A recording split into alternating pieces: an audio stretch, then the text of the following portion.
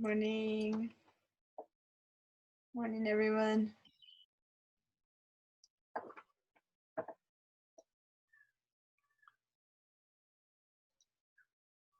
There we go.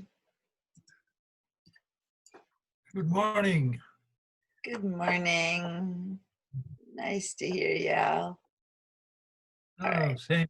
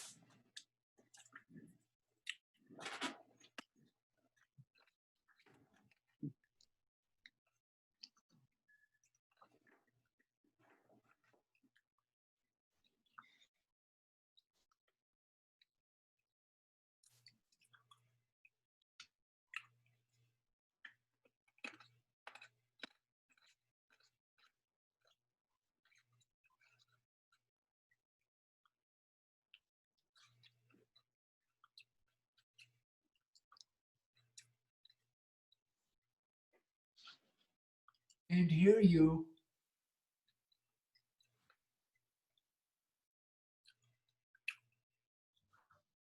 You're muted, Diana.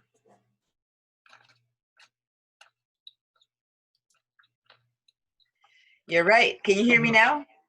Yeah. Good morning. I'm sitting here doing my little morning shenanigans, and everyone's probably like, "What's that person saying?" We're so quiet. I'm setting myself up, and I'm saying, "Don't forget to write yourself into the chat," and I'm saying good morning and things like that. I was trying to mute myself from another conversation, and I guess I muted us from this one. So, all right. Go ahead and don't remind me about that. There we go. All right. So if you're here, your name should be up in the chat board. And as people keep coming in. All right. Well, then I'll say good morning again. If you didn't hear me say good morning before. Good morning. Good morning. Good morning. Good morning. Yeah. Good morning. Okay. Here we go. It's cold. Can you believe it's July? I don't know Yeah. about you guys out in the world in, Arizona and Michigan, but we're cold. I mean, I've been like, doing the scarf thing again. Kind of like maybe got my little down vest that I brought that I was going to put on for a little while because I'm actually really cold. Anyway. Yeah, and the weather forecast for the last month or so, it says 70s, but in a few days it's going to be in the high 80s, and that high 80s keeps getting moved down the line every has not day, happened. next day. We're down in the days right now. Okay. Look at Susan's background doesn't help. I know. I felt it was But when it gets warm, I'll have to change it, I guess. I felt it was good not having to go out for class. It was Yeah. cozy to sit here. Yeah. Well, I don't like the heat. I am actually happy with cold. So, all right, guys. Are we ready to tackle the intricacies of the Apple OS system and all of its good and bad? Hopefully, mostly good. Now, Pat, that I see your question, but that would be something to put in the general, to send it to everyone when you write. Make sure that it says to everyone instead of just to. Okay, so now my answer. The question is, when in Safari or Pages, Pages is the Apple version of Word, I can only have one screen at a time. Why? So yeah, that's not so. So I'll show you when we get to that. You should have much more than that. Diana, I don't show that I'm in your class under the chat column. Is that true? Jonathan? I'm looking. Yeah, you're not. So did you write in the, you have to write and then hit return or enter? I just signed in. But you need to go into chat and say hello and write something. Okay. Otherwise it doesn't automatically. You do show in the participants. Yes, in the participants you probably see me or something like that. I don't know what you see. I don't see where chat is. How do I, oh, chat, okay. Right next to the, yeah. There we go. Now, do you guys see your full name in the participants, or do you see just the word me, meaning you? You see Full your name. full name? I Okay. see my full name. All right, I so see. then you see your full name in there, and there's enough of us that you need to scroll up and down. Maybe that's why you didn't see yourself. But the chat happens because you write and enter a little hello. So yeah, I wasn't able to change the fact that you need a password now. Did y'all need a password today? Yes. Yes.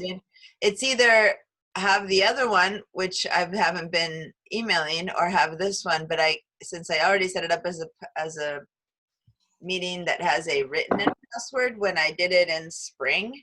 Now what's going to happen is when this class is over, I'll nix this meeting and create a new meeting for the next macOS level 2 where we won't have this problem. But I have a meeting set up for each one of my courses that has its own password. And since I need to do attendance and everything with this number, I can't really change the number. So everyone know that to get in, you have to type in the password, which you shouldn't have to, but because of the way it's set up, you do. I can't not give it a password. That's to protect against, at the beginning, we began having a problem with people who would just zoom in onto meetings and start doing, showing images that were particularly weren't part of the class or messing around. So I didn't have that experience, but the college did, and lots of colleges did. And so to protect against it, now we have it set on needs password by default. We just can't change that. But had I set my meeting later, then it would not need a password once you click the link. Okay, that's why in other classes, clicking a link is enough. All right. So now what we're gonna do is, did anyone add to their internet and to their system preferences, to their internet accounts? Did anyone add any other accounts of yours that you own, that you've been using, that you had, that you didn't know of, anything like that? Did anyone do anything new? Oh, it's only been one day in between classes, so I don't know. Are we supposed to answer on the little participant thing? If you want to speak up, speak up. When no one's speaking up, I'd love anyone to speak up. So Yeah, I did it. okay, awesome, yay! So this is my little thumbs up. I tried to do my husband's, which usually I have that on it, but it got into security and he had to approve letting me, which is the time that ever happened. So we didn't continue. Well, we couldn't listen here. Your Apple ID, you can't No, add another Apple ID. Another email, yes, but not another Apple ID. Is that what you tried to add? No, another email.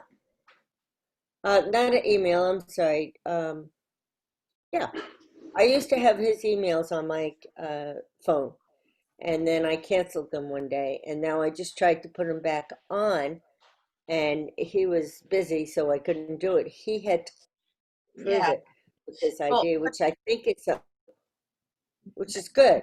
no, that's Security. good. That should happen. If it's someone else's email, I couldn't like, oh, I'm going to put in Pat's email right now. What's going to happen is that when I put it in, and some of you got that message when you put in something in your own email, you got a, hey, someone else is trying to view your email. Did you get a message like that from a Google or something like that? Once you try to view your email from another device, okay, Right. you or your husband or anyone, if the only way to do it is if they know the email and the password. So that already stops people who, I can't just type in your email. I would need to know your password. But say that I know your password, then another step happens, which an email is being sent to you to another email warning you, by the way, your email is being viewed on a new device that's in Goleta, for example, and probably give you some kind of an idea, or on a Mac or on a phone. And you gotta go, okay, and say okay to that. And sometimes you have to put in a code, because that's the whole, privacy. You want to make sure that your data does remain private. And yeah, if you're going to be using someone else's email to check on it, you need to give each other permission through Right. that system. Okay. And that's fine. When he's available, you ask him to be available, and you do that again, and you can do that. But yeah, it's not possible to just put in someone else's information without quite a few checks and balances along the way. Which is fine. I actually approve of that. No, I do too, but it had never. But that's a great. But thank you for bringing it up. Or it might have been not something that I would have said, and then people might have, on the one hand, tried and not been able to do that, and on the other hand, it might have been something people might worry about. Oh, well, if you can put it in here, why can't everyone put it in there? So, thanks for mentioning that. I really like when people mention things that are completely outside of something I've done within the subject matter, because then it brings another dimension to things that I might not have even have thought of mentioning. So that's good. Diana, What? I'm trying to get the Zoom meeting on my iPad, and I go down and there's a decal for Zoom and an icon, and I push on it and it doesn't seem to come up. Is there something wrong? If you've downloaded the app onto your Oh, okay. Maybe that's it. I didn't download it. yeah, It's just because listed there. yeah, you need to click on. You need to go to App App Store Store. like that and click on it and download it. It's free, and then you can Okay. open up. Okay. All right. Remember that if you do have an iPad or another screen, it's a great idea to have me chat boxing and showing stuff on the smaller screen, and then you having your actual computer to do the work on. So thank you for those of you who sent me the samples of how it works for you. Actually, most of you guys have been doing this a while, but if someone needs an example, I can pop up some examples that people have been sending. Other than that, I'll reserve it for classes where I have to introduce the thought for the first time. I briefly talked about it last class, and I want to say that if you want to, at the end of class, ask me, you guys, I can't imagine operating on just one screen, but that's because I do so much. But even for just this kind of class, we're going to keep having, yes, yay, for the fall, Zoom classes. Woohoo! Aren't we all excited? And, I'm sure that was disappointing. yeah. So I have found that there's some huge benefits to Zoom classes, and not necessarily in the class itself, but the fact that the world now knows how to do this, because it is the world, it isn't just us. And the people who haven't yet jumped into the bandwagon, hopefully by fall, will give it a try. I see certain advantages. Like, I've been able to participate in things I would have never been able to with my schedule go. There's some board meetings I wanted to go to that I could never make that I've been able to go to because now they're on Zoom. There's some meetings we have for, you know, I'm one of the non-credit negotiation teachers with the faculty. We had such a hard time meeting before because we all had weird schedules. Now we all can find an hour that we can Zoom in, right?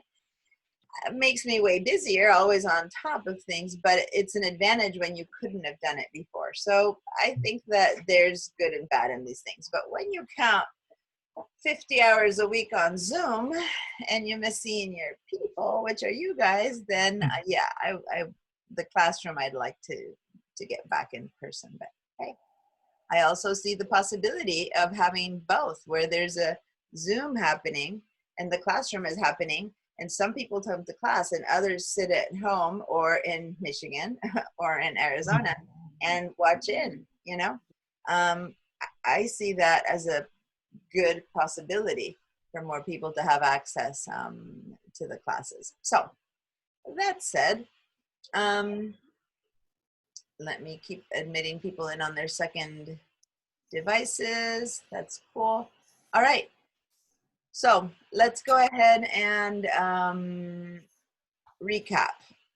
If you want to have your accounts, your emails, and your calendars and notes, and you're like, I don't use my calendar, I don't use my notes. Well, I'll show you about them and you can decide if you want to use them. But if you want to have all that stuff available, not only on your computer, but also on your phone, which I have to admit, nowadays that we're all sitting at home is kind of redundant.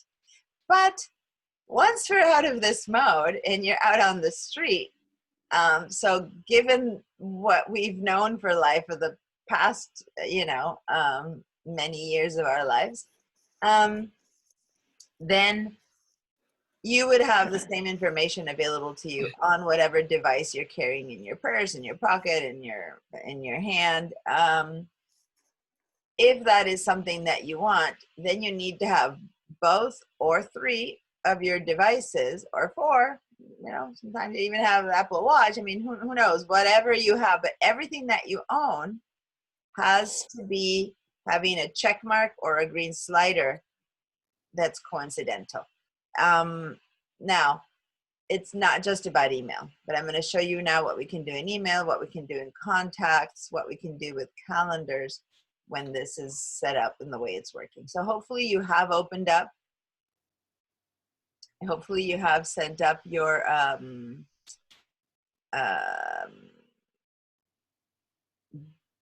well, how many of you have, does anyone here have 4 devices? When I say 4, I kind of go, well, some people have 4, but so does anyone have 4 devices? I do. Okay, so yeah, like 5 hands, and the ones who I can't see might have them too. So like 6 hands went out. Yeah, so it's not unreasonable. And what Pat said, it's not unreasonable to want to be able to have maybe your spouse's calendar as well, or something like that. So you might want to connect your spouse's account, but not necessarily have their notes and their check and their email and all that stuff, but maybe their calendar. Again, in my family, it would really be nice. It's nice when we all have like this family portion of the calendar that we can all figure out what's happening. Well, kids are a little bit older now, but you know, we still have to take them to the doctor and things like that. They're 13 and 17. Time passes by. They're 13 and 17 right now, but we still need to have, you know, we're all still in the same house. We're all still having to do things that we need to do together. So that's something that you can do. You can have someone else's account that you need to coordinate with and just see their calendar. Now, you don't need to have entered it into your internet accounts if it's just all you're going to do. You can just go into the calendar portion and share a version of like a subset of your calendar where you put family events. So I'm going to show you that. Can you show us how to do multiple calendars? Yeah, when we get into the calendar portion, that's definitely what we're going to do. So, all right. So hopefully those of you who raised your hand that you have 4, 3, 2 calendars, devices, you went and you did in the system preferences of each one, you checked them. And I'm not going to go into the system preferences again and again, but that's key before everything that we're going to do today. So if you're still unaware of whether certain things are working here and there. Pat, you said you can see emails on one of your devices. Are you seeing them all now? Were you able to pick up your email Yes. from all your devices now? You had mentioned Yes. that last week. Okay. So hopefully everyone has set that up over the last day and a half. And if not, keep working on that. Now, did anyone create any new emails? Not through this app, because we don't create emails, but did everyone go into Google or Hotmail or Exchange or Yahoo and make a new email account that they're going to use for replacing Cox or for using it as a junk mail or for subscriptions? Did anyone do any of that work? And you don't have to. It was just a suggestion. Sue, you did some of that? Okay. I tried. Who said I tried to do it. Oh, okay. Um, When you say I tried, there means there was some problem. So yeah, well, when I tried to, I pushed on the plus to try and make a new account. no. You do not make new accounts from here. So thank you. There we go. That's what I wanted to Okay. say. Here, you write in any existing account. So Okay. my point is, thank you for saying that, Doc, because that's what I was trying to really emphasize. You don't create a new account with Google or with Yahoo or with any of those things that are there from here. You need to go to yahoo.com, sign in and create a new account, put all the information. You're making the accounts with the companies. You go to gmail.com, you go to hotmail.com, you go to whatever you're choosing, msn.com, your choice. And then you say create new account. And so you have to go to their website, Okay. msn.com, website, gmail.com website, create new account would be the key. And Okay. then you give them a name, you create a new email, you create a new whatever with whatever company you want. And I know that Norma isn't here today. She's working on curriculum that we're both needing to work on. And but she was mentioning that if you use Windows, you might not prefer Gmail, but if you don't use Windows, then it's fine. So So you sign into your Gmail account and make a new account? you don't need to have a Gmail account to make a new one. That's the whole point. You could be someone without any Gmail account. So you go to Gmail, and then there's always going to be a click on any of Create the account. It's called Create account. create an Okay. account. Okay, great, And you thanks. create one. Then you are already then you can create another one and another one. If you want 2, 3, 5, Okay, Chris is saying she has 3 Gmail accounts, for example, right there in the chat, right? But you need to create them. They're not based off of each other. They're all independent. And you wouldn't be able to read them all. You'd have to go to one Gmail account, read that email, then flip to the other one, read that email, then flip to the other one and read that email. Mhm. Or with Yahoo or any of those. Now, in comes the Apple Mail app, where if you then set up that information for those that you've already created, then you can choose to see them all at once or not. And that's what we're going to continue with today. Does that make sense? Okay, that's like all mail or? Yeah, exactly. Mhm.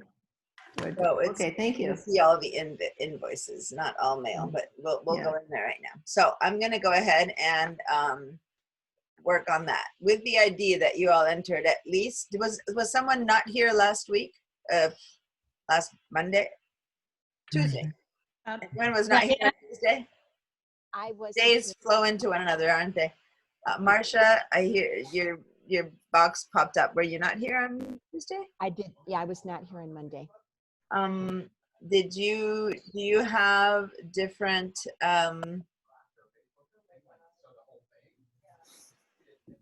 I'm getting a question that I need to read a little bit more in detail. Hold on, Bill.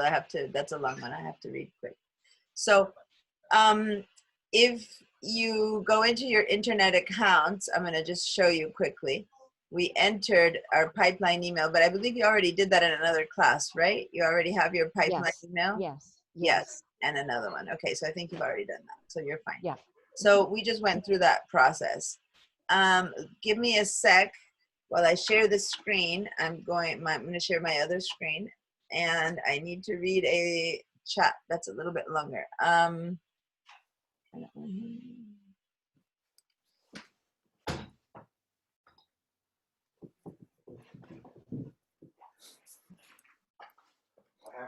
I don't know.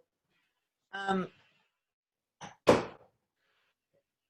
since you emailed that question to me privately, is there a reason to keep that question private, or can I talk in public?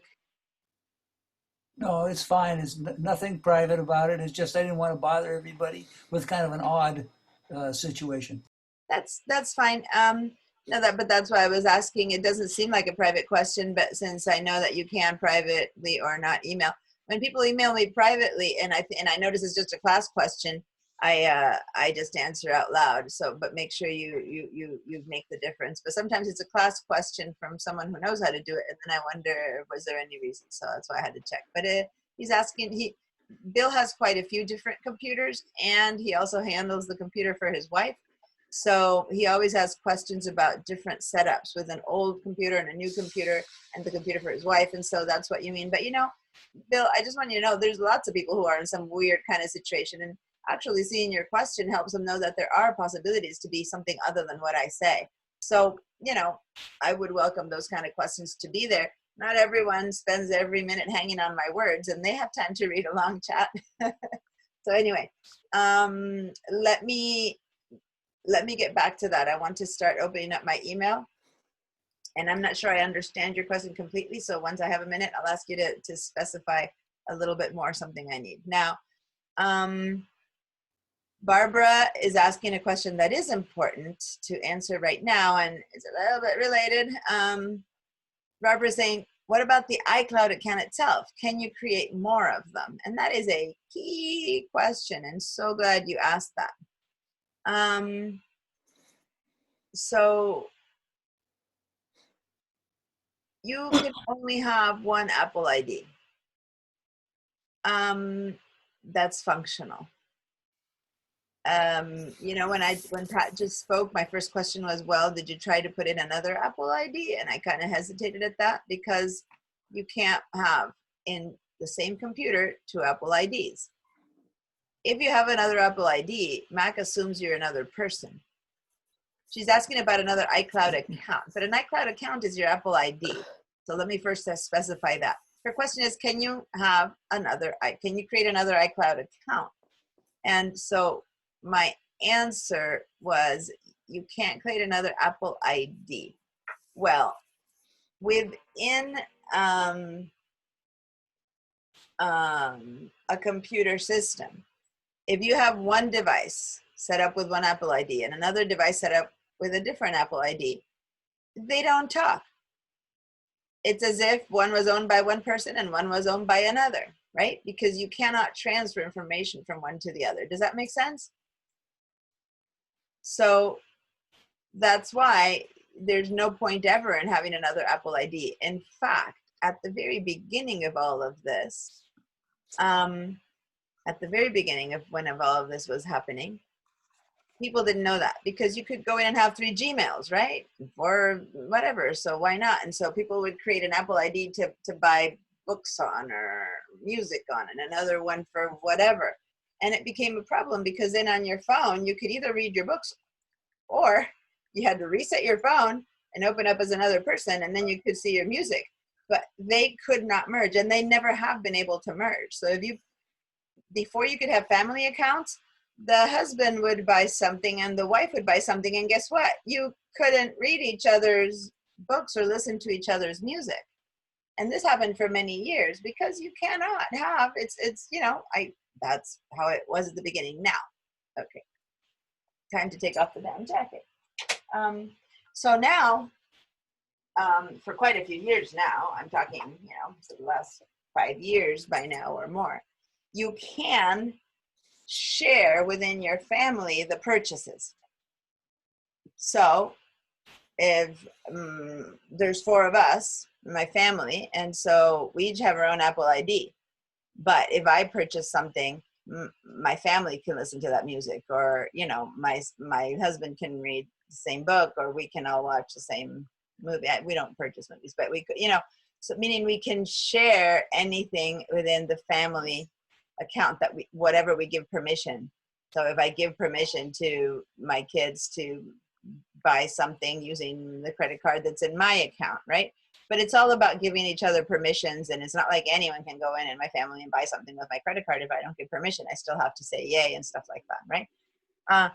But you still have to have your own and one. So if you have more than one, you got to choose one, and then that's it. Forget the other one exists if you want all your devices to have the same one. Okay. Anna, Yes. can I ask a question? Yeah. How do you get a Golden Gate Bridge behind you in your Zoom picture? What's that? How can you get a Golden Gate Bridge behind you in your Oh. Zoom picture?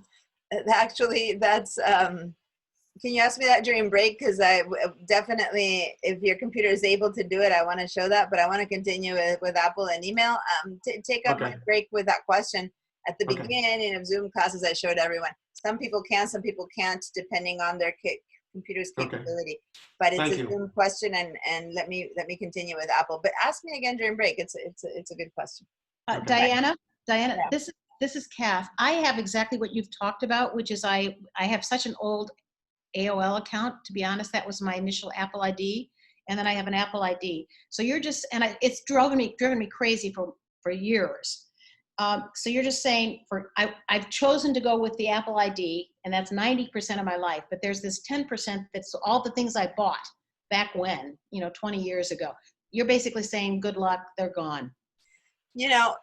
For many, many years, the only answer was good luck, they're gone. Now, if you call Apple and explain, they might, to this day and age, have decided that there's some back channel where they can connect your accounts. I have never had anyone say yes, but I'm always asking people that if you hear something new, tell me, because then from now on, I can tell people, well, one person finally did that and it worked, right? So, Okay. but no, there's no way you can do it. You can't merge accounts. And they have always said, no, you can't do it. Now, maybe if there's enough security things in there and then the background that they can find a way to do it. Yeah, but no, for the most part, my husband spent quite a few years buying music, and that's gone, Yeah. Okay. It's Same right. story. Now, Okay. if you discover that it can, please let me know, and maybe someday we can recover that music. Okay. No, we've never tried again, so Okay. from what I know, no. Okay. Now, a couple of people mentioning that they use or don't use Apple, they prefer it or don't prefer it. Dorothy saying, can I eliminate it? I'll show you today how to use it. Ask me questions of what's not working on yours, Dorothy, and then we can go in and maybe see how come it's not working. Marcia said, the last day I received mail from any of accounts in mail was in late June. So there's something that's been disconnected, okay? The Apple Mail is a funnel. You connect the account, stuff comes in, period. Now, if at some point you turn something off, maybe late June in these classes, maybe you went in and unchecked something or untouched something and you don't know. And since Marcia, you weren't here in our class the other day checking it, maybe you didn't notice it's been unchecked. But if you stop getting anything in Apple Mail, basically you have probably unchecked your mail from your system preferences. And so mail isn't pouring in. It's like you put a little cork in the plug and mail still exists, but your mail app isn't reading it. So you need to unplug that again by checking it, that kind of thing. So when we go into it now, let's go check. But whether you like Apple Mail or Gmail, which is what Dorothy is saying, I'm not telling you that you need to use Apple Mail. I'm going to show you how to use it. Now, I use both and I vastly prefer Apple. So it's one of those things of preference. We all have preferences in life and what works, what more you're accustomed to, what works better for you. So I don't disagree that people can maybe prefer to go online and check all their different Gmails individually. All the different, I have so many different emails, and in that sense, Apple saved my life. I can only go to Gmail and check one email at a time. And when I tried to connect them, it was a disaster in Gmail, right? So, but that's my experience. Obviously, Dorothy has a very different experience where she prefers a certain feature of coloring and labeling Gmail. Gmail is a very good setup system. If you like that, definitely go with that. But you can use it on your phone and online, but you can't use it on your computer other than going into a browser. So you have to be connected to Wi-Fi. You cannot use it when you're not connected to Wi-Fi. That's just a slight caveat, but it's how Google, all of Google. I love the Google setups. I use a lot of it, but you need to be connected to Wi-Fi, to data for it to work. So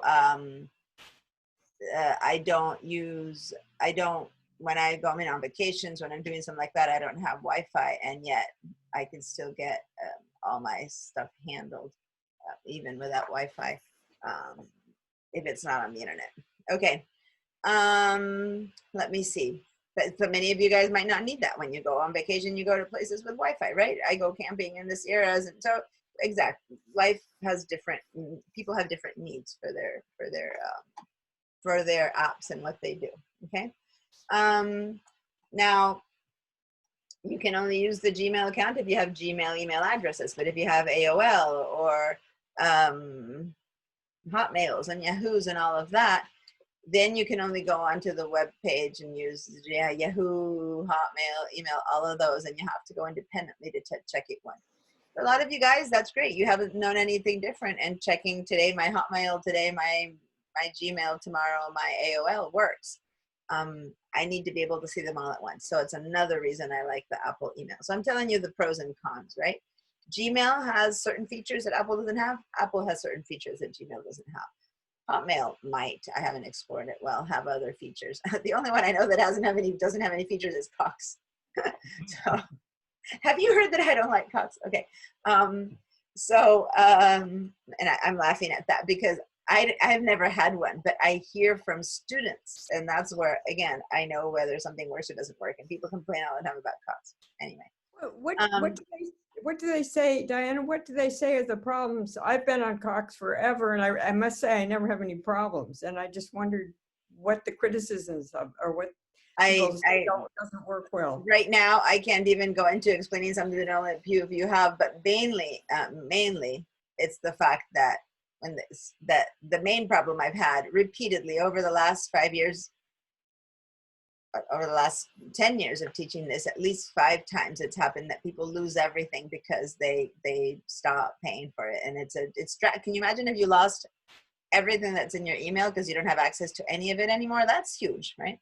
So that's one of the main things. But also it doesn't have option that there's a lot of filtering, a lot of stuff you can do with Gmail or with Apple that I don't know at this point if Cox has updated, but the last time I checked, it was just basic in and out email, that's it, versus other features that I'm gonna be showing you here. So, okay, so I'm showing you my system preferences.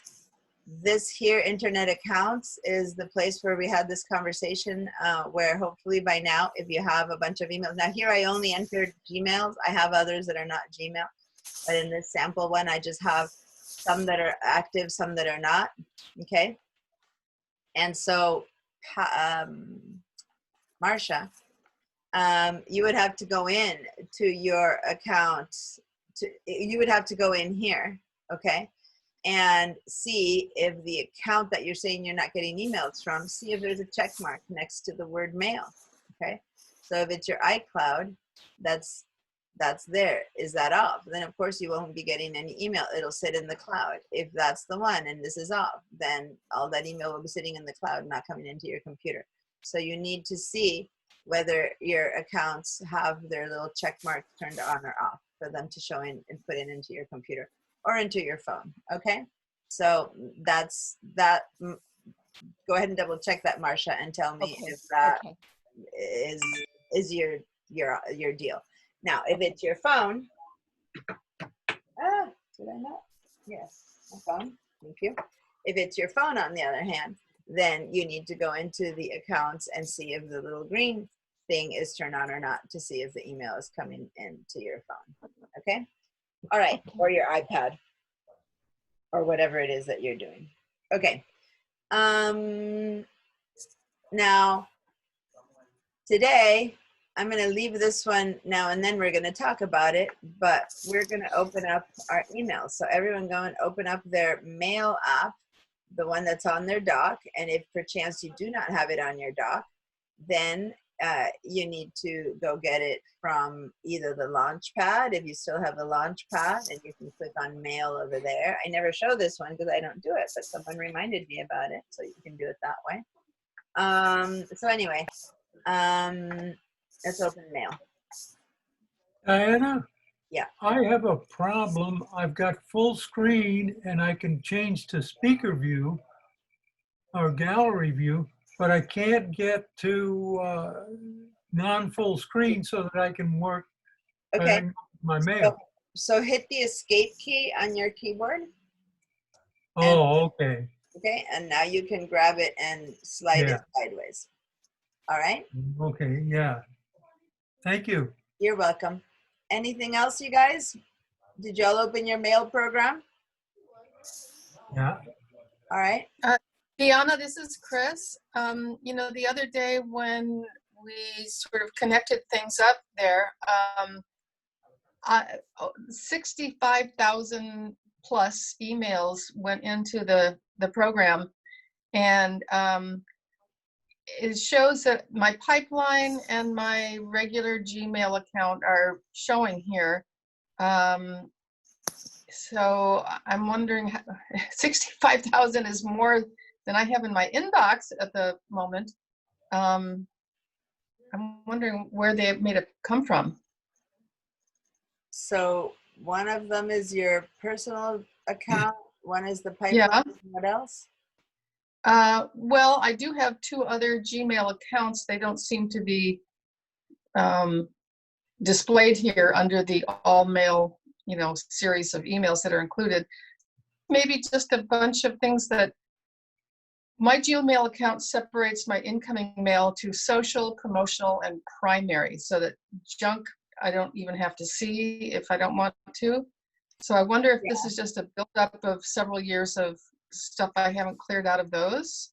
It's probably, yes, that is one of the huge advantages. And you can set up rules here to do it, but automatically in Gmail, it separates those. I have found that I lose things that way because it assumes certain things are social that I need. For example, calendar invitations, not to a party that, oh, well, it's bad if I missed it, but, you know, meetings and things like that show up as social. It's like, wait, that's a meeting with the school president. So Yeah, that the has problem happened that I too. can't choose it. But other than that, though, just because you don't see them doesn't mean you're not getting them. Yes. And so Okay. that might be an answer of why you have so many. The numbers that she's talking about, if you look up here, you have these big numbers. See that? Some of you might have big numbers, some of you might not. This number is not how many emails you have. You know, bear with fortitude. This email is how many emails you have not read. Oh, This number is anything you have not read. So if you have a huge number there, that again explains all the stuff that maybe was hiding in your Gmail social and promotional. Right? So let me show you what read or not read means. Over here, where it's been blue dotted, okay, that means I have not read it yet, okay? Okay. If I start scrolling down and see where I see no blue dots, that means it's been read. So give me a second to first explain a little bit more, but guys, look at this number here that says inbox 3164, okay? You guys looking at that? Okay. Now I'm going to click on this email. When I click on it, I'm reading it over here. And guess what happened? This went to 3163. It went down. Now I'm going to click on that one. And now it's 3162. The email is still there. It's just this number is telling me that I've read it. And visually, there's no dot on these two anymore. Now, did I really read it or did I just click on it? Well, I didn't really read it. I just clicked on it, but that's called unread or read. Gmail does that same thing. Once you click on an email, it considers it read, where maybe you were just kind of flipping through, right?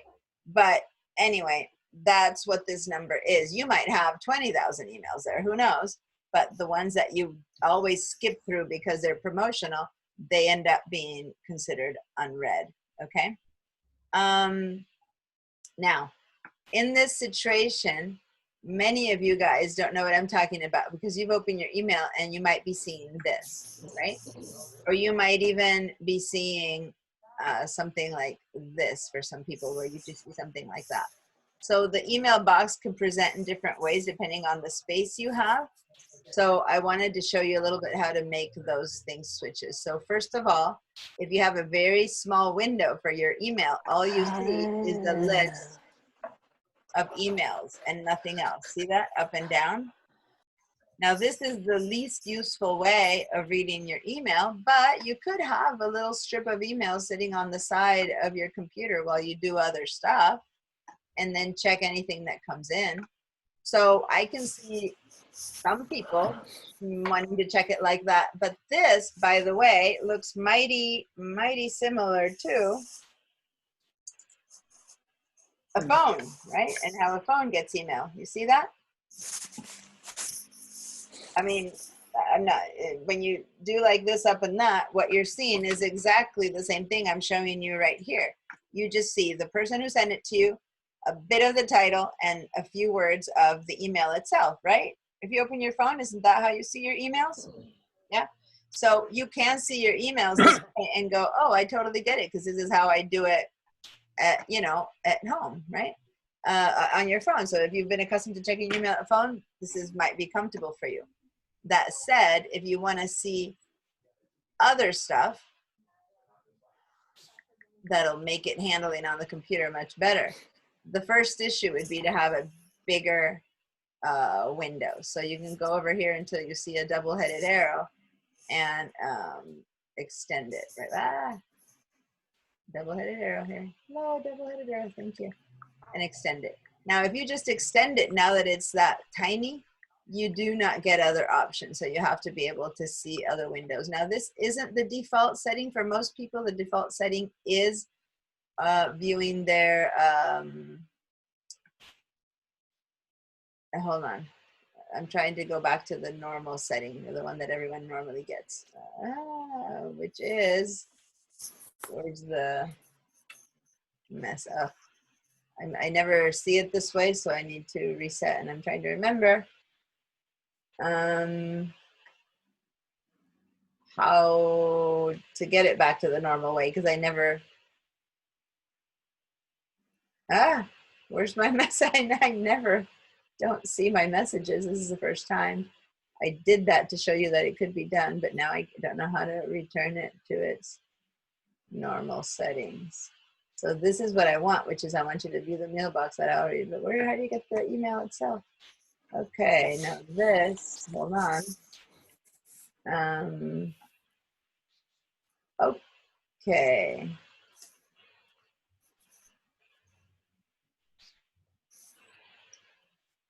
All right, so now I see why I've never done this. I've never done this because it makes no sense, and now I can't bring it back. I'm sure I can, somewhere or another. But the main one, I'll show you in a minute. I'm missing my message box right now, but the main one that I want everyone to click on is over here. You should see the word mailboxes, right? So on the left side near these things, you should click on mailboxes. Now I'm still trying to recover my actual message window, which new viewer window. No, new viewer window. Let me admit Pat. I can't believe I did something that I do not know. What? You want to come up? What? Zoom? Hello. This is very uncomfortable. I can always come back and show. You know how I was showing you the message right here? I don't know why I'm not able to show the message now. Never do something in class that you've never done before, right? Format, window, message viewer. Okay.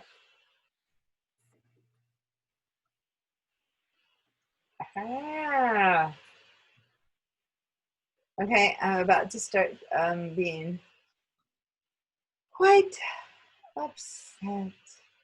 I have to You might have to go and do a Google search for how to get back to normal.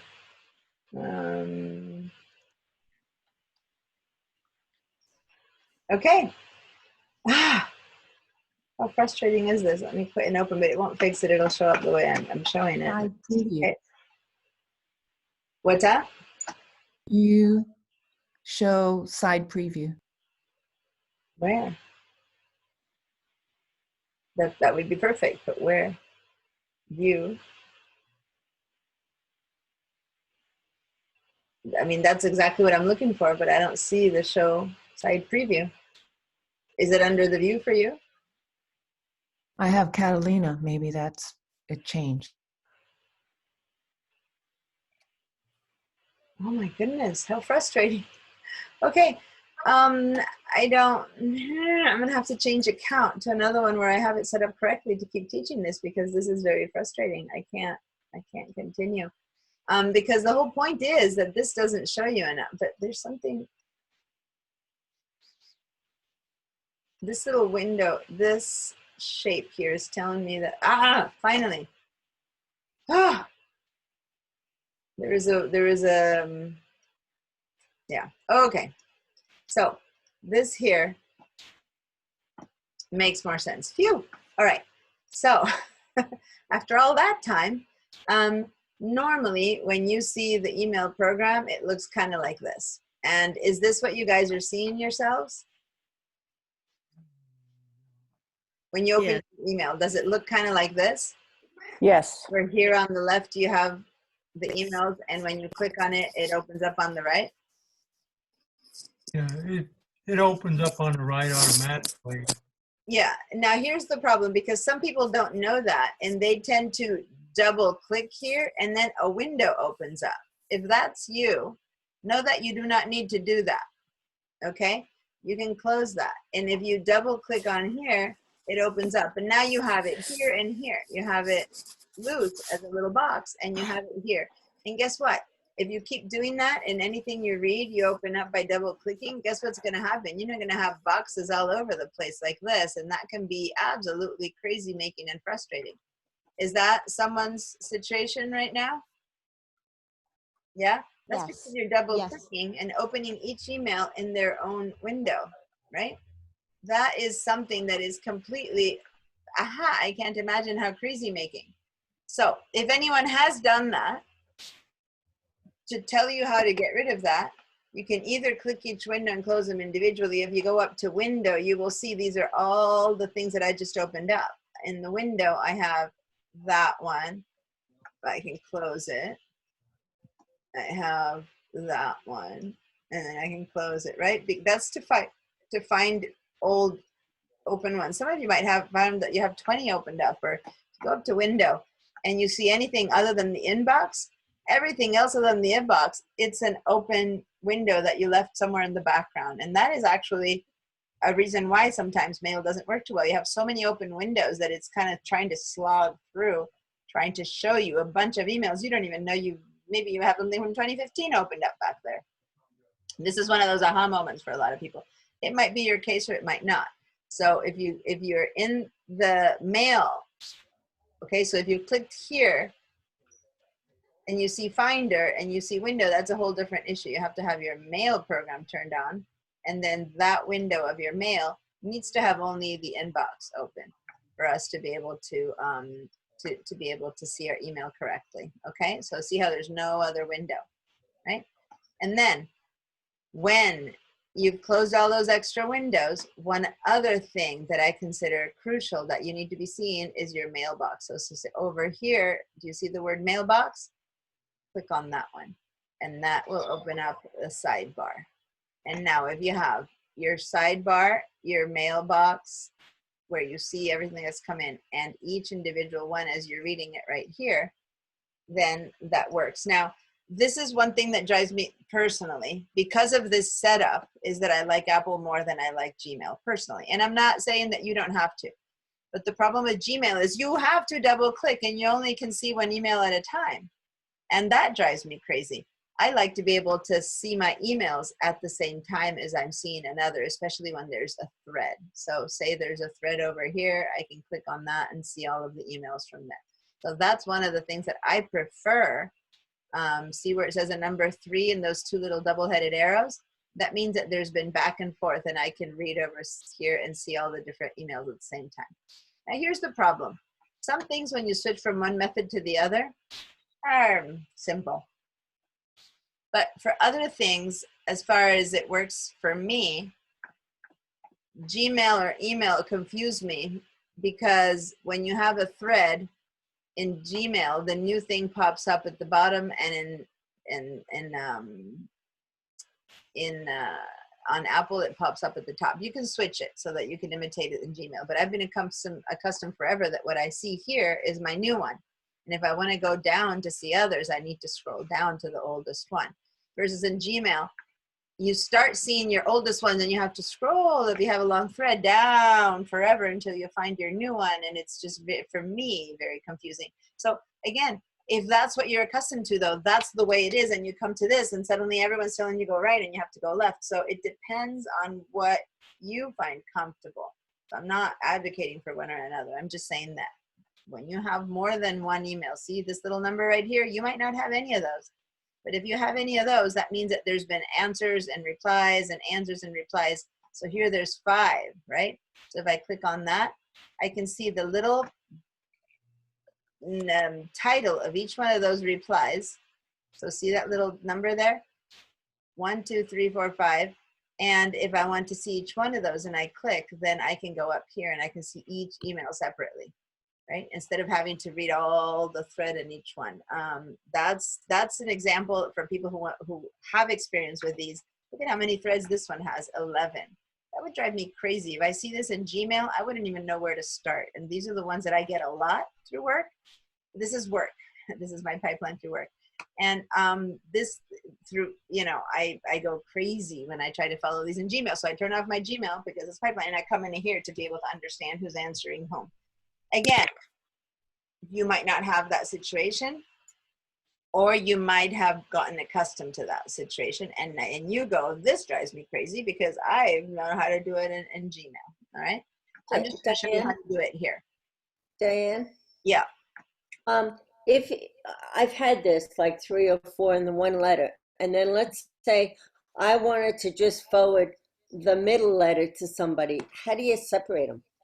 Exactly. And in Gmail, almost impossible. But in here, you go over here and you choose the one that you want, like this one, and then you can forward this one only. Okay. But since this is a situation that's very individual to 1 or 2 people, I want to keep going to the basics of the program, and then we'll get into threads. Okay. So let me show you a little bit more. Did everyone open up their mailboxes right there? Mm-hmm. Yeah. Now, I'm asking you that because what you'll see here is not the same as me, okay? Because I already have used these and I have stuff here that's different than what you have. But the main reason I want to know if you open this up is because this is where you really handle your email. When you have this off, then all you're doing is handling your day-to-day, right? Whatever you just got, and that's all you're really handling. But when you're ready to see more, you have to go to these little boxes there. And I don't know if anyone ever uses these. And in here, you can go to what was sent, to anything you drafted, to any thing in your inbox and your different accounts and stuff like that. So you can handle things this way, but I personally find it much easier to do it turning this on and handling it there. Okay. So I'm going to show you more about this. Does everyone have this box open? Give me a little yes on your, give me a little hand, the little blue, no, the little green yes, I'm sorry, the little green check mark on the participants box.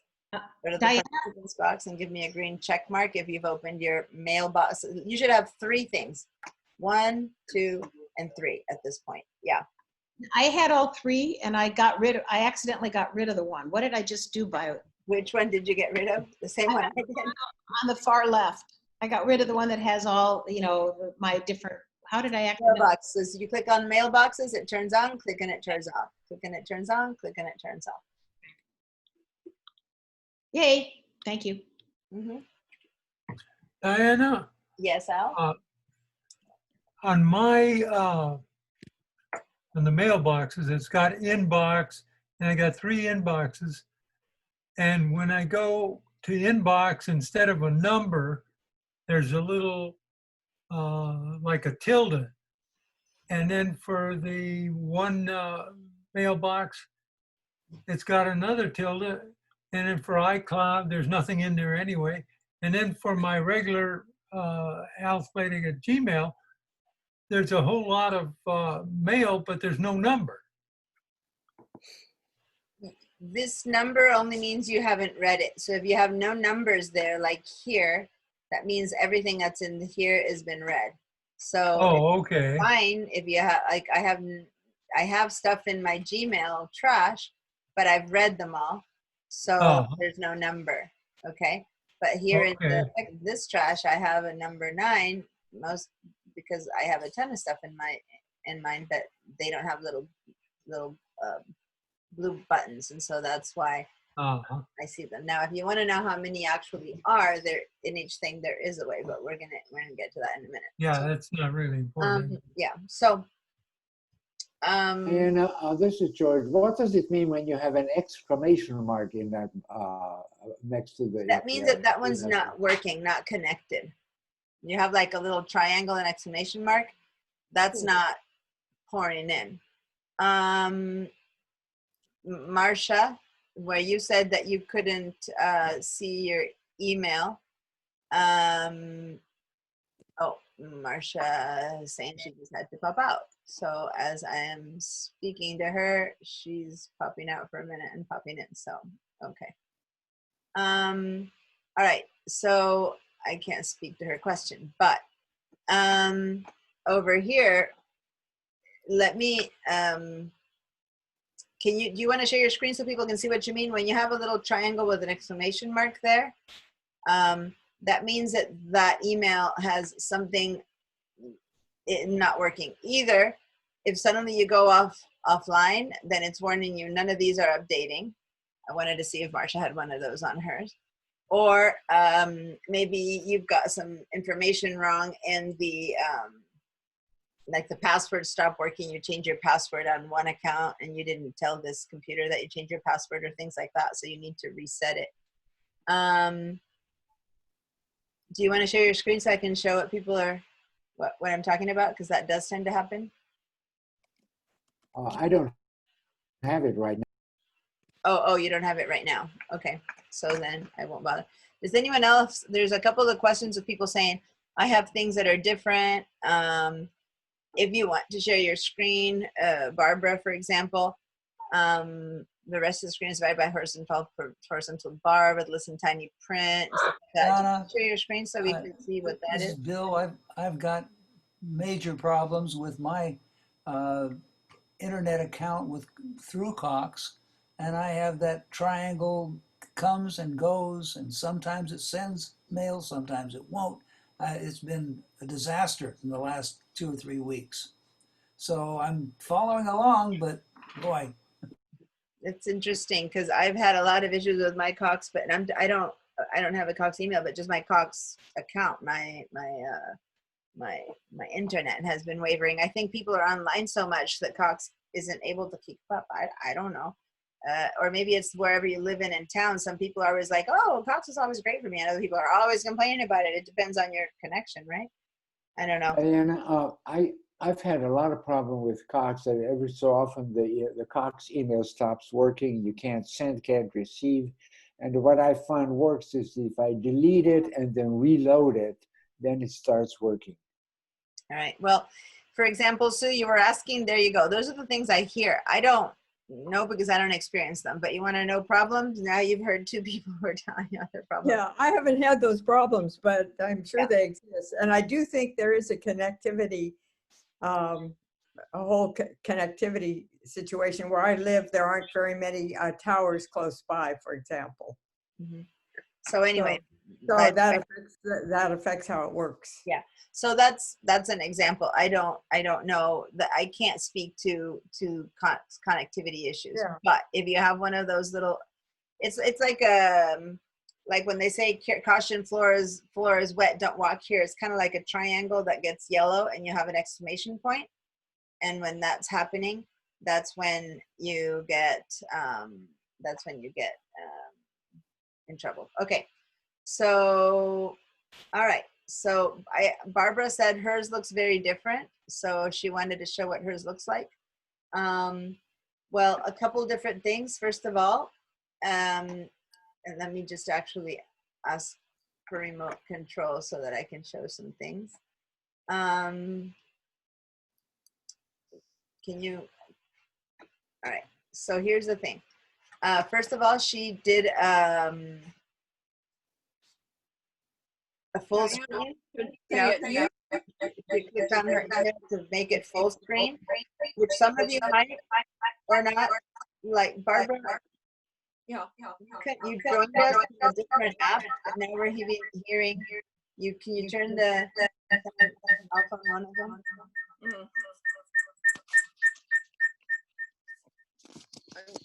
I had to turn off my iPad. It was Yeah. It's not so much turning it off, but disconnecting the sound. No. There. Something going on with the audio. Okay. Much better. Thank you. You can't have the sound on two devices when you're sharing with two devices. So she's got one that she's sharing.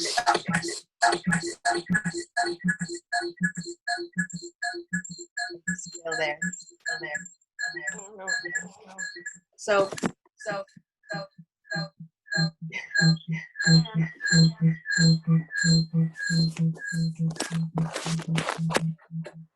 Can you turn it off from that account while I do this, or does this computer not have sound? Can you disconnect while we talk, and when we stop sharing, you share it on again? I'm getting it. Okay. So sorry, you guys. Cover your ears because I need to tell her what to do. Need to go to the audio option and completely disconnect audio from, so like the button that you turn mute on and off, it has to put a arrow next to it. You mean on the iPad? And you need to say, Mute do everything. not connect audio. It's not just about making the sound off. It's about disconnecting the audio. Otherwise, we can't. You mean just here?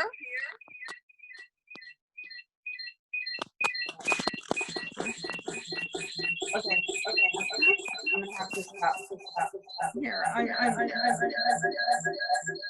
Turn this down. Yeah. This isn't about the sharing. It's now that she has both on, I have to. Let me see. Is it there now? Okay, can you share your screen again now, please? Share your screen again.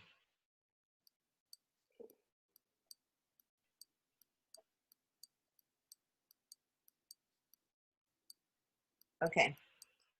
Sorry about that, guys. It took a little bit longer than necessary, but hopefully we're set. Let me test unmuting you on one of them.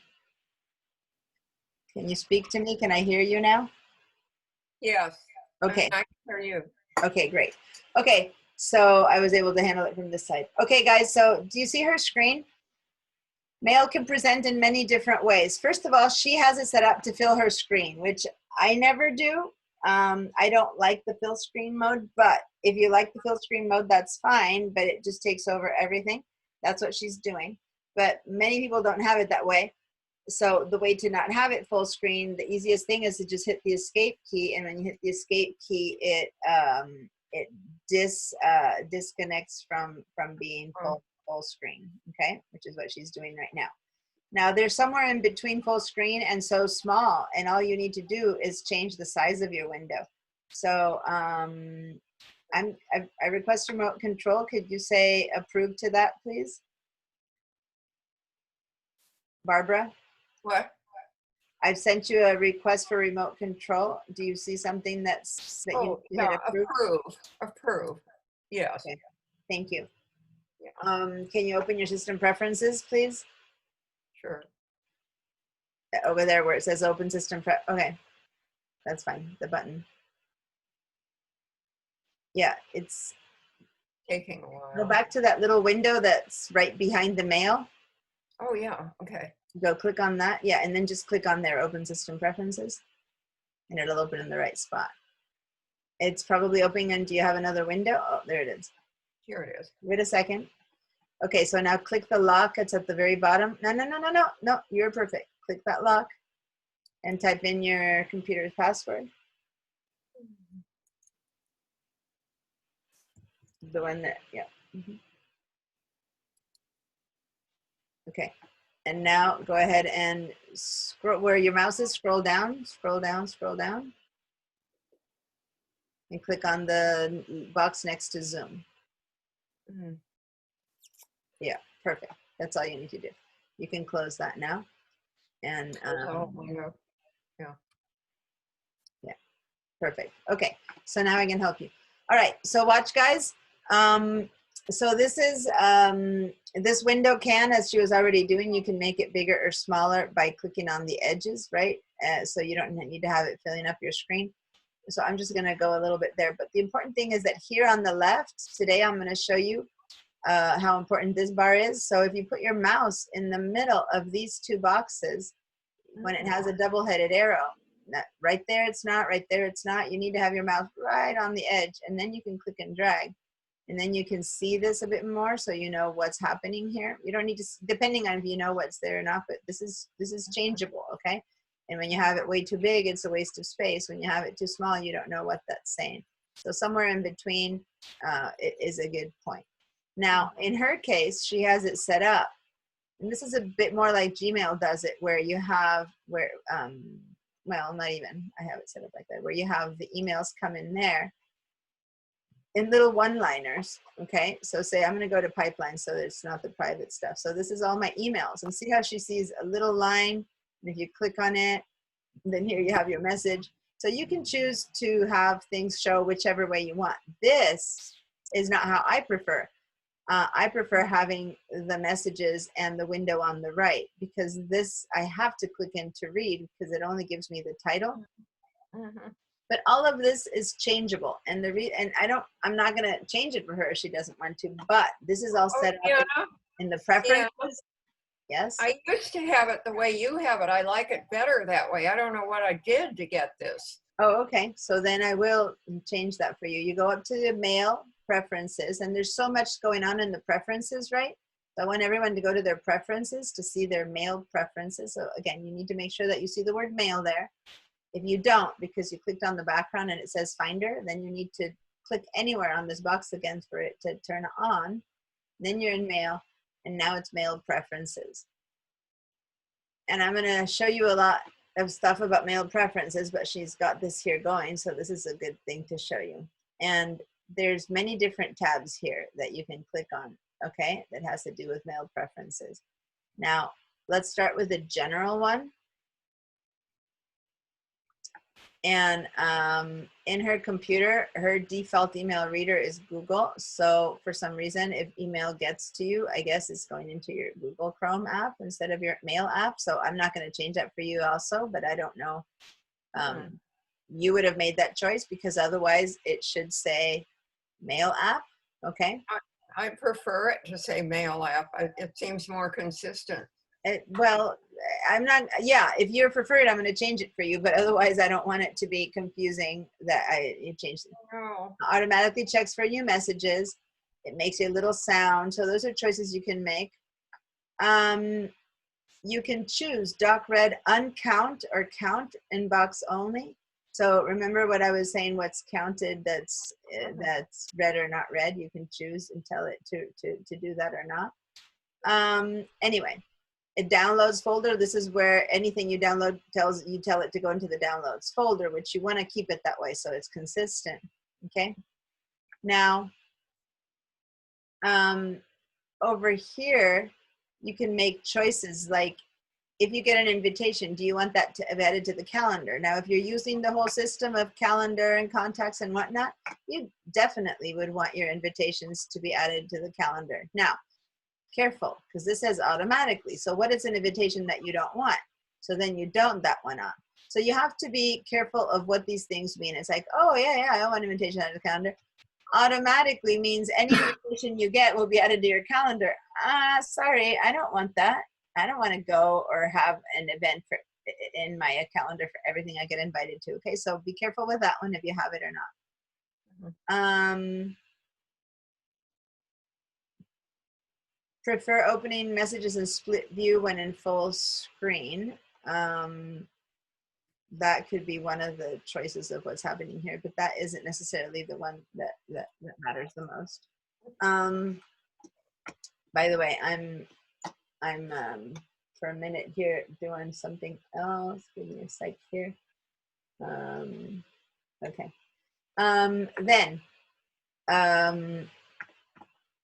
When searching on labels, include result. When you want to find something, do you want to include stuff that could be in your trash? Yes. We'll talk about junk in a minute, right? So this is a pretty normal setting of how you want things to show up. Now, if you go into the accounts in here, that replicates, okay, the accounts that we brought in the other day, but only their emails. So if you go into these here, George or anyone who had one of those like emails that aren't coming in, and you see here a warning sign, one of those yellow question warning signs, and that means that these aren't working for you and they're not coming in. Okay. And you can decide whether you want these things, what you want them to do as far as behaviors. Once again, I'm going to choose pipeline because it's the only one I want to mess with because it's your school one, right? So this check mark there is the same as turning this email on or off. If you never want to get pipeline, so guys, look here at her pipeline. See how you're seeing in the background that she sees something called Barbara Larson, someone called pipeline, and something called iCloud. You see that there? I'm going to go into the accounts and turn off, enable this account right from there. Okay, boom, she stopped seeing her pipeline emails. You can have them here and not see them, just like we did before. But since I do want to see pipeline, click on that again, and now you see pipeline. So it's very simple. Once you have the account installed, now you can see them. All right. Then over here, you can, I'm moving this over so we can see more of her emails, etc. So I'm going to go back to clicking on pipeline just because I want to make sure that we're all not seeing private email. Sorry about that. Then you have a choice of mailbox behaviors, and we're going to talk about those. So draft emails goes into your you have it all set up for Gmail. I don't. That's okay. This is a Gmail account. That's true. Sorry, this is a Gmail account. So anything will go into the Gmail sent, Gmail spam, Gmail trash, Gmail whatever. And you have it set to erase anything that's been deleted after 1 month. In your iCloud, you have it sent just to draft messages. Never you never erase your junk messages, and anything you delete deletes after 1 month. So this is where you make those choices. People go, well, mine never deletes. Mine deletes all the time. Mine, I'm taking you to these places because your settings, you could choose to say, oh, I never want to delete any of my trash messages. And what do you mean by that is that you can put it in the trash, but it never leaves your computer. So you think it's been trashed, but it's still sitting there in your computer. Now, she has it set up for after 1 month, okay? When something's been sitting in the trash for 1 month, boom, it automatically gets deleted, like those of you who took my photos class. Or you could say, no, I'm sure if I put it in the trash, I don't want it, I want to delete it after 1 week. Or every time I quit mail, it'll delete or stuff like that. So it's your choice after 1 day and it'll delete. After 1 month seems prudent and reasonable, so that's good. Then if you made a mistake, you can still go into your trash and rescue it, right? Anyway, so I'm just showing you how you could move and change things around. Server settings, we probably never really want to go in there because it's already been taken in automatically. So you just want the part where it says, you know, the account information and stuff like that. Okay, junk email. Now, junk email is kind of interesting because when you, is junk mailbox behaviors. When junk email arrives that the computer considers to be junk, it puts it in a box called junk. It doesn't get rid of it. It just puts it, it self-selects it, just like Gmail self-selects social media and promotions. The promotions is equivalent to what this thing is going to consider junk, okay? Spam and stuff like that. And you have it set up that you want to mark it as junk mail, but you want to leave it in your inbox. You do not want it moved out of your inbox. That is the setting that Barbara has. You could also say, oh, if it's junk mail, just move it to the junk box, right? And all you need to do is that. Or you can tell it what to do, and then you have to advance, and you can tell it dump it or this or that. Now, I personally have mine moved to the junk mailbox. And then if I ever want to check if it was junk or not, I can go in there and delete it. But you can keep it in your inbox, but it'll say, I think this is junk, and it'll be marked with a yellow thing, right? So you train, by doing this, you train your computer what you want to have as junk. But you can say, there's exemptions. I do not want anything to mark be junk if I have that sender in my contacts, right? Which means that if you have a friend of yours who, say, has a business and sends you a ton of email from that business and you really would prefer not, well, then you're never going to get that stuff marked as junk because she's in your contacts. She or he is in your contacts. Got that? So those are just settings that you need to decide. All right? Anyway. I have a quick question. What version of Mac is she on? I don't see the same things exactly. I'm in High Sierra. Is she in something better? Catalina. This is Catalina. Okay, I don't have the same, but that's okay. Later I can show you mine, which is Mojave, but I'm looking at mine at the same time, and mine in Mojave right now is identical to hers. So High Sierra and Mojave and Catalina. So I'm saying, sorry, you're saying High Sierra doesn't have that, but Mojave and Catalina have exactly this setting. Okay. So you're one off from Mojave in High Sierra. So yours is different. We can look at that later. You can decide how big you want your email to show up, what colors you want it to show up right there. If you want that, okay, you can make those choices. So anyway, Diana, excuse me, but I have 2 messages every my junk mail for over 6 months that I always click on the bottom and say, do not go to this junk, but they still don't come back into my regular email. So I have to check my junk every day, actually. So how can I get them back in my email? Okay, I'll check in on yours in a minute, but first let me finish up this. But thanks for asking that.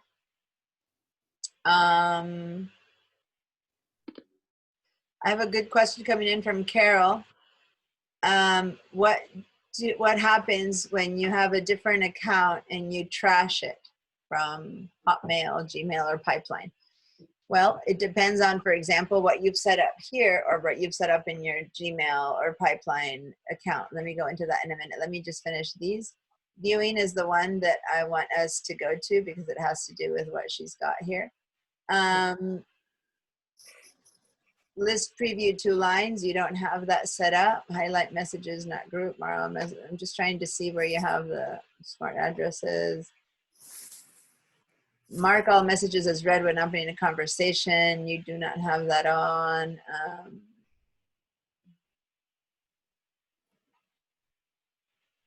Composing signatures and rules won't be part of this. So how you have this set up.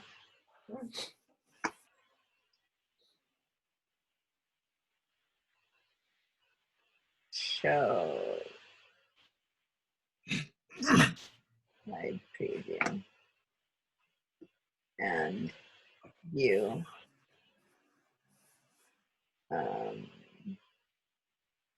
You can under here we had the preview of 3 lines. So I don't know why here you're not seeing the email. You have it.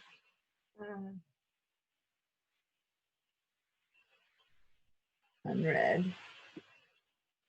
Okay, so that makes a bit more sense. Sorry, I'm trying to fix the fact that she can't see all these lines, which would be there. List preview 3 lines. So I don't know. You have something overwriting it that you should be seeing 3 lines here. And I'm trying to see where else you have it overwriting that. Okay, I want to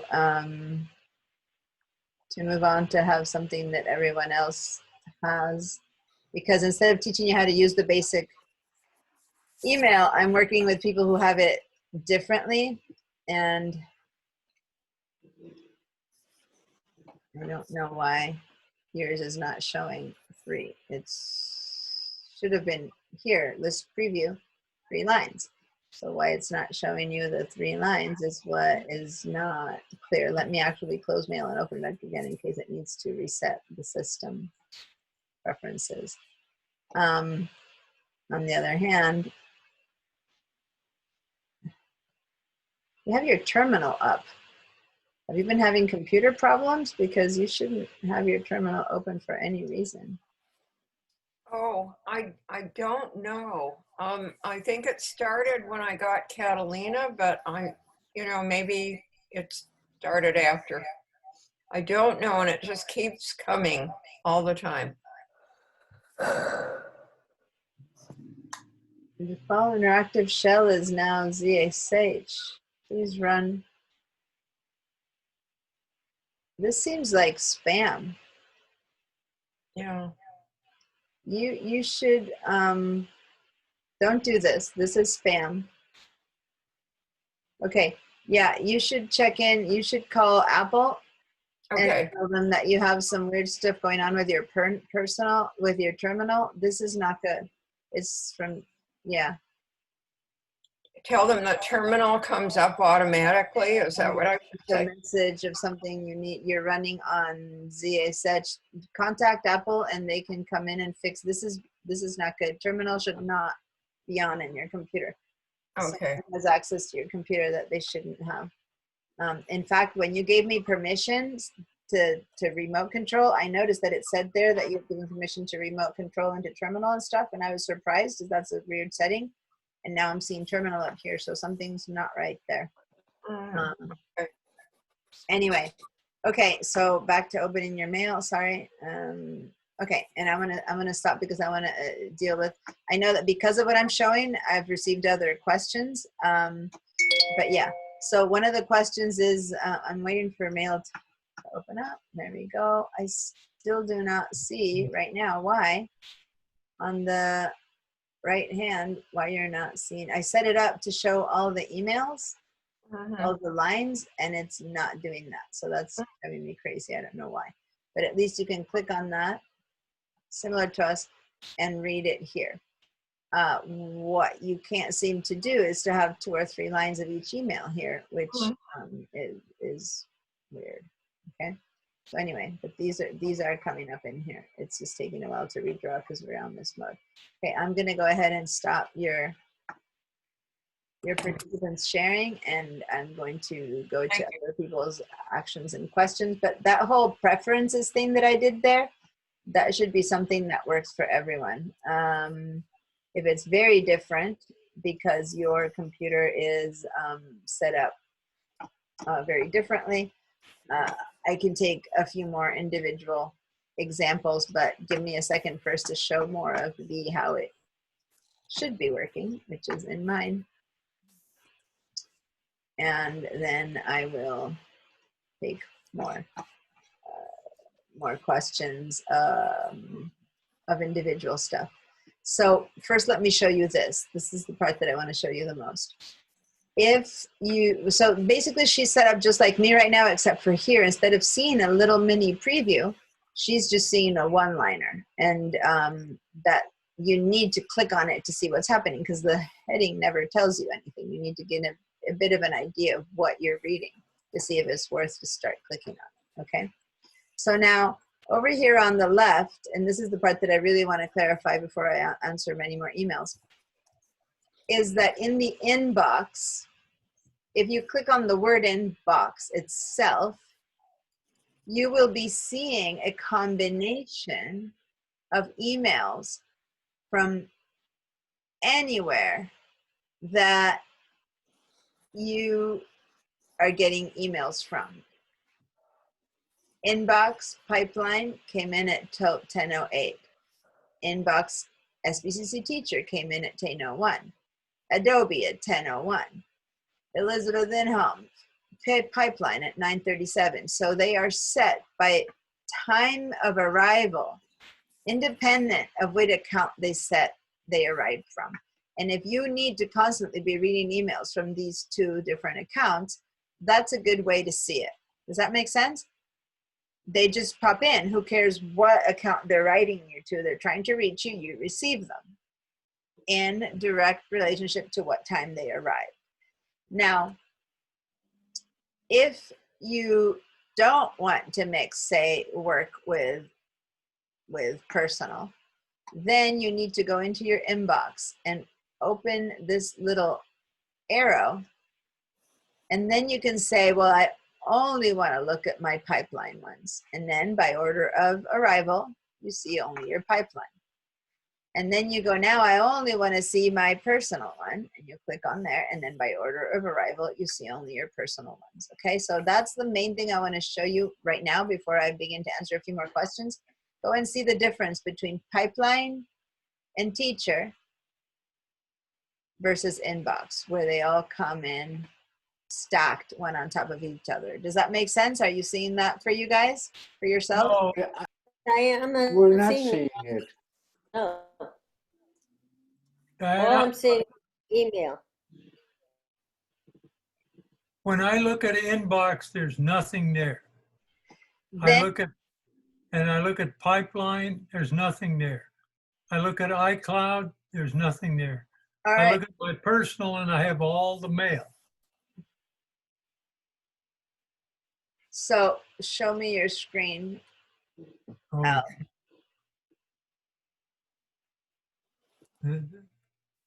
Martha, while he's sharing his screen, I was mentioning, oh, okay. So guys, and this is for Marcia too. George had mentioned that he had an exclamation point, and I talked about a little kind of triangle with an exclamation point that's telling you something's wrong with the email. The other thing that tells you something's wrong, and see what Al is sharing here, this little thing says that there's a break in the connection somewhere. So over here, and I'm gonna expand it. Oh, I need permission. I'm gonna request remote control. Can you approve the remote control? Okay. Thank you. Okay, so over here, I'm gonna open this up a little bit more so that I can see better. Thank you. And I'm just opening it a lot, which is maybe more than normal, but I'm opening it so we can all be clear on what's happening here. A Sladek pipeline, that means it's not working. If you click on that little icon, it says you need to enter the password. Google requires completing authentication in your browser. So that means, before we do that, that means it's not coming in. Okay, so you see this little sideways lightning on anything, that means something's wrong. When you click on it, it tells you what's wrong. Okay, so I'm going to go ahead and say, open Safari, and it's going to take you to this. So can you, do you have it here signed? You already have it. So I'm going to go ahead, and since you have it automatically set up, I'm going to say log in. And that's all mail needed. And now you need to tell it, basically allow Mac OS to, it's basically allow your Mac to read your Google email, right? That's all you need to say. And you're like, yeah, allow. Some of you guys, and now see how that's gone? Oh, okay, so now I got And now if three. you go to Pipeline, there you go, you have the emails from me, okay? Oh, Now, okay. just so you know, emails from me are all you've been getting. See how you don't get a ton of stuff Yeah. from school? You got one thing from Emma reminding you that this class was starting. You have this class signed up for it starts on Tuesday, but other than that, it's me. And this is because Yeah. of Zoom. So it's not like the college fills you with emails of all type and kind. I want you Yeah. guys to click on your Pipeline one and look at the dates of everything you got and notice that it's not like you get that many unless you're in class. And when you were in person, I didn't send you every day a reminder, come to class in the past, right? Yeah. Other than the beginning of the class. Now I'm sending it because of the email.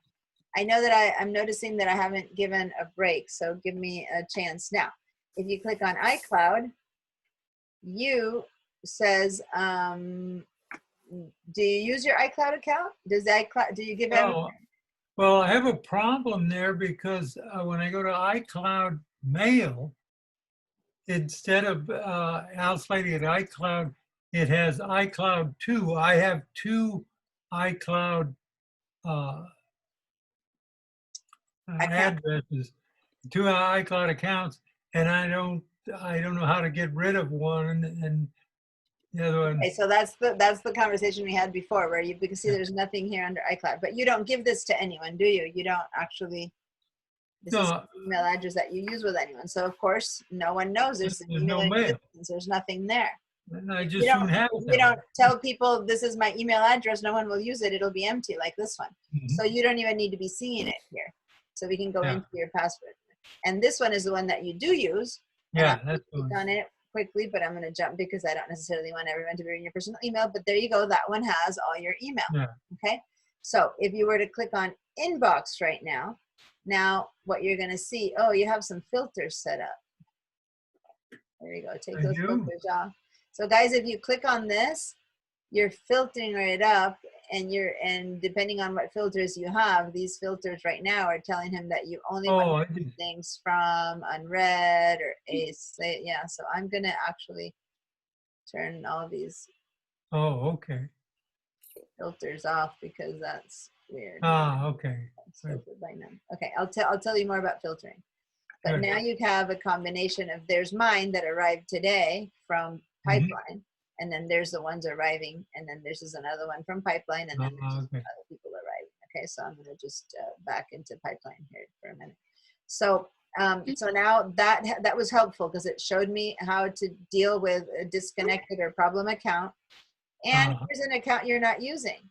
So Yeah. one thing we can do with this is we can just disconnect it. So I'm going to go into the mail preferences, and I'm going to go into your accounts, and I'm going to say that the iCloud account,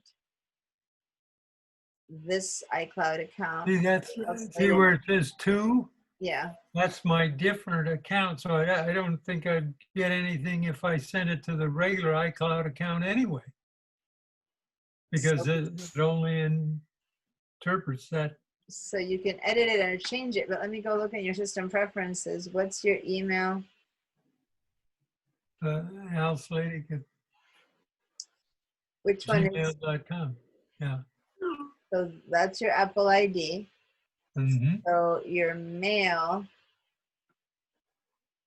internet accounts, iCloud Drive, you can turn your mail off. So look, guys, I don't know if you can tell, but this is his general system preferences.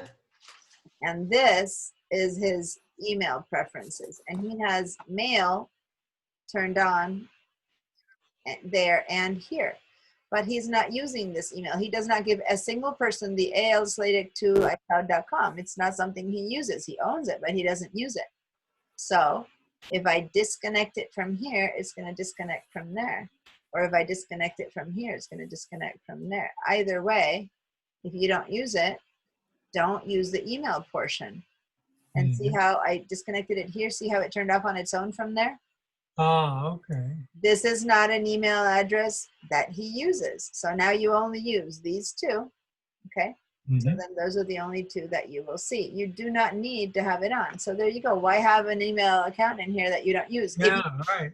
On the other hand, if you want to start giving it away. So for people like Sue who have a complication with Cox or whatever, so if you have an email that you already own, and when you click on it, it's being used, you might want to adopt it as your main email. So now you have an email inbox that shows only the 2 emails that you actually use. And that's good. Thank you.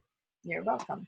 All right, but hopefully that what I'm doing here is teaching people how to handle with their own. But one more thing I wanted to say is that he has them all opened up. Like if you click next to sent, next to junk, next to trash, there's all these little arrows, okay? That's, and or closed. If you have them all closed and you click here on sent, you're also seeing a combination of everything you send. If you click here on junk, a combination of anything you got in junk. You click here in trash, a combination of what's in your trash, okay? Now, if you open this up, then you get to see individually one or the other, and the same with your junk. You can see the trash that came in, Oh, okay. junk that came into Pipeline, nothing. Junk that came into Aslated, there it is. And you can decide, is this really junk? Do you think it's junk? If it's not junk, always this is the junk. question that, was it, someone here wrote, or someone said that their junk, they couldn't get rid of Pat. So say that if this says it's junk and you go, no, this is not junk for me, right? See over here, it's been put into junk email. You can label it. You can go up here and say, not junk, right? And then it learns that you think this is not junk. Now, I'm not going to label it because this is probably junk, so I'm not going to do that. But if you click and say not junk, then anything from that place doesn't go into junk anymore. It goes into your inbox, okay? Oof. So if you decide that you do want Sur La Table to come into your inbox, you label it not junk, because then you're training the computer to what to do. Usually it considers all of those promotional stuff, all that stuff that Gmail supposedly separates from you. Mail does it as well, okay? But it puts it in something it calls junk. And you can choose to say, no, this is good for me. So you ought to check it every now and then. And every now and then you check it and you do think it's junk, you can then trash it. So say you don't want this one, then you can trash it. And how you trash it, you either right click and say delete. That's one way to delete it. Another way to delete it is to hit the delete key. Another is to hit the delete icon. And the last one is to drag it to the trash, okay? So you can get rid of stuff so many different ways, and now it's not here anymore. So Well, does it automatically delete the trash after 1 month or something? I thought that depends on you. If you told it to delete the trash, so if you go into your Aslated mailbox behaviors, your trash is going to delete after 1 month. Okay. So you're fine. That's the default. Okay. So Diane, could you repeat again how to say not junk? yeah. So I don't want This to is Carol. do that for him, because once you say that, you basically train the computer to always give you that stuff. So I'm going to just show you. You select it. Yeah. Up in the top, do you see an icon that says not junk? Do you have it there still? You have to read. Do you see one? Some people might not have it. So it's the one next to the trash can? Well, it depends, because you might or not have it in the right place. Okay, yeah, I got it, yeah. It says move to the inbox. And it says basically move to the inbox. So that means you want it. But then, Okay. Anything from that place keeps coming into your inbox. So you don't want to willingly click on that, right? Because then you start receiving everything from them. So be careful with saying move to the inbox, because then that's it. The computer knows that email is good. Anything from that email should come into the right place. Okay? Thank you. All right. Thank you for letting me share some things in here with you. Now, same with the trash. If you open this thing, then you can check just for the trash that's in here. The trash that's in there, and I don't know why this is on your Mac. This shouldn't be here. That's weird. Anyway, okay. So this is, and then this is anything you've sent through Pipeline or through Aslated. Now I'm going to teach you how to write an email and make sure that it goes from the right place. But right now, That's a good one. Now, someone, George, asked on the email, can you,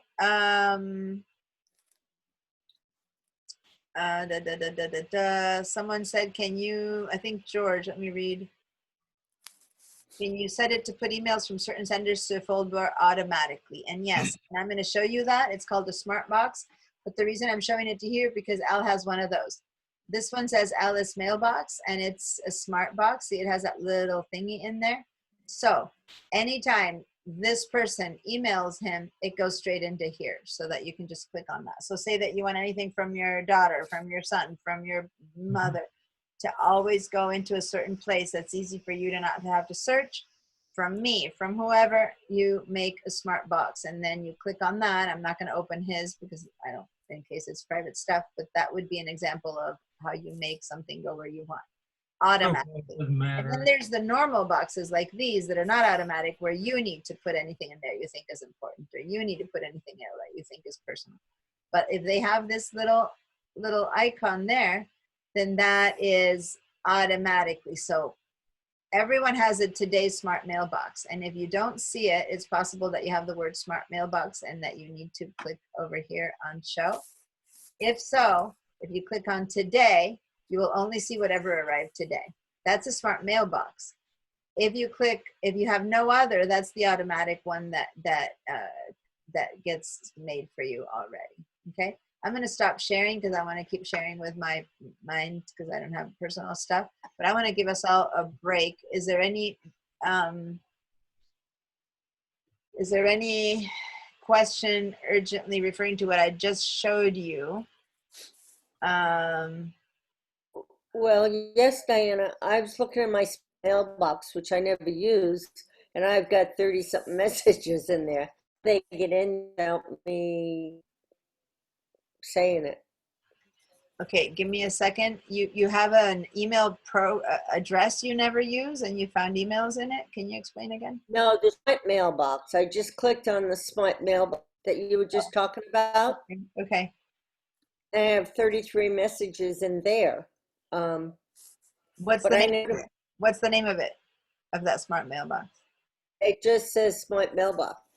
I've never created one. Does it say today? What's the name of what you're clicking on? The name Smart Mailbox isn't a name. Well, maybe it is. No, not today. It just that's the name of it, smart mailbox. Okay, so it's possible that you set it up not knowing you set it up, and it's share your screen and I'll show. I'll show you. I was going to show people how to handle smart mailboxes, but I can show you backwards just really quickly. If you can do it quick. All right, and then I put this in. I click on that, right? Click again on share on the right. Yeah. Okay, so Is that it? here she has a, yeah. So this is probably something maybe you made in class with me another time or something. So look, guys, here under Smart Mailbox, if you click on today, let me actually, let me ask for remote control. Can you approve of that request? Okay, perfect. There, it lets me. Okay, so watch. This is probably something you set up as a sample at some point and left it without a name, so to say, left it with a default name. So if I right click on it, and it says edit Smart Mailbox, yeah, Right. there you go. Click on that.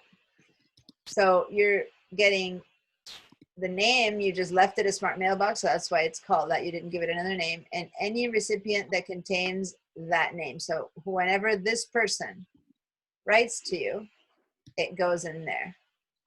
So no, it's not, it's any recipient and anything you write. It's kind of weird. You have it set up. So I'm going to teach you guys more about that, but you can decide to set this up. Now, it seems to me that this was a mistake or a test or something. You probably don't want it, right? Right. I don't want it. Yeah, so just go ahead and say cancel, and we're just going to go delete it. Go ahead and say cancel down here. Yeah, and now go and right click on Smart Mailbox and just say delete box. You're not deleting any mails that are in there. You're just deleting the filter that collects them. Yeah, so go ahead and say delete. Okay. Okay. All right. So for now, I want to give everyone a break, so I'm going to stop your sharing. What time is it? Wow, we went really long today. I need someone to stop me. It's almost 11, so we'll meet again at 11. Okay, so 15 minutes. Okay. And will you show us how to set up a smart mailbox? Yeah. I was trying to not show it until necessary, but when she said she had that, I knew it was because of how she described it, I knew it was a mistaken box. But yeah, we'll get to that. Yeah, I have to leave. I can't come back after the break, so I'll watch your recording. Watch the recording for the second half of the class, okay?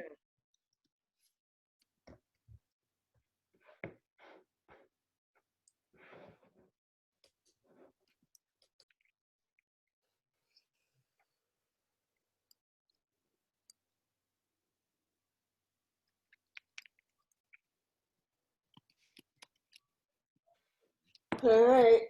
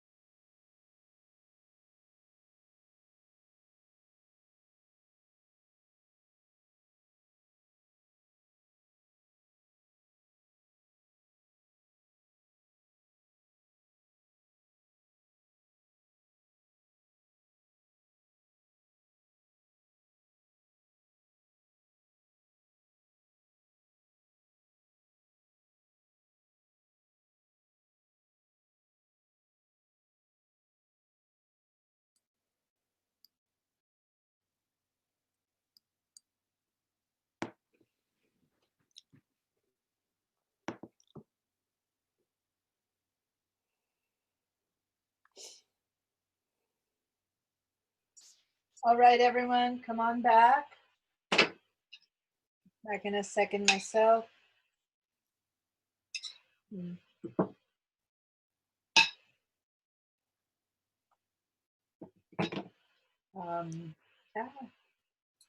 on my video.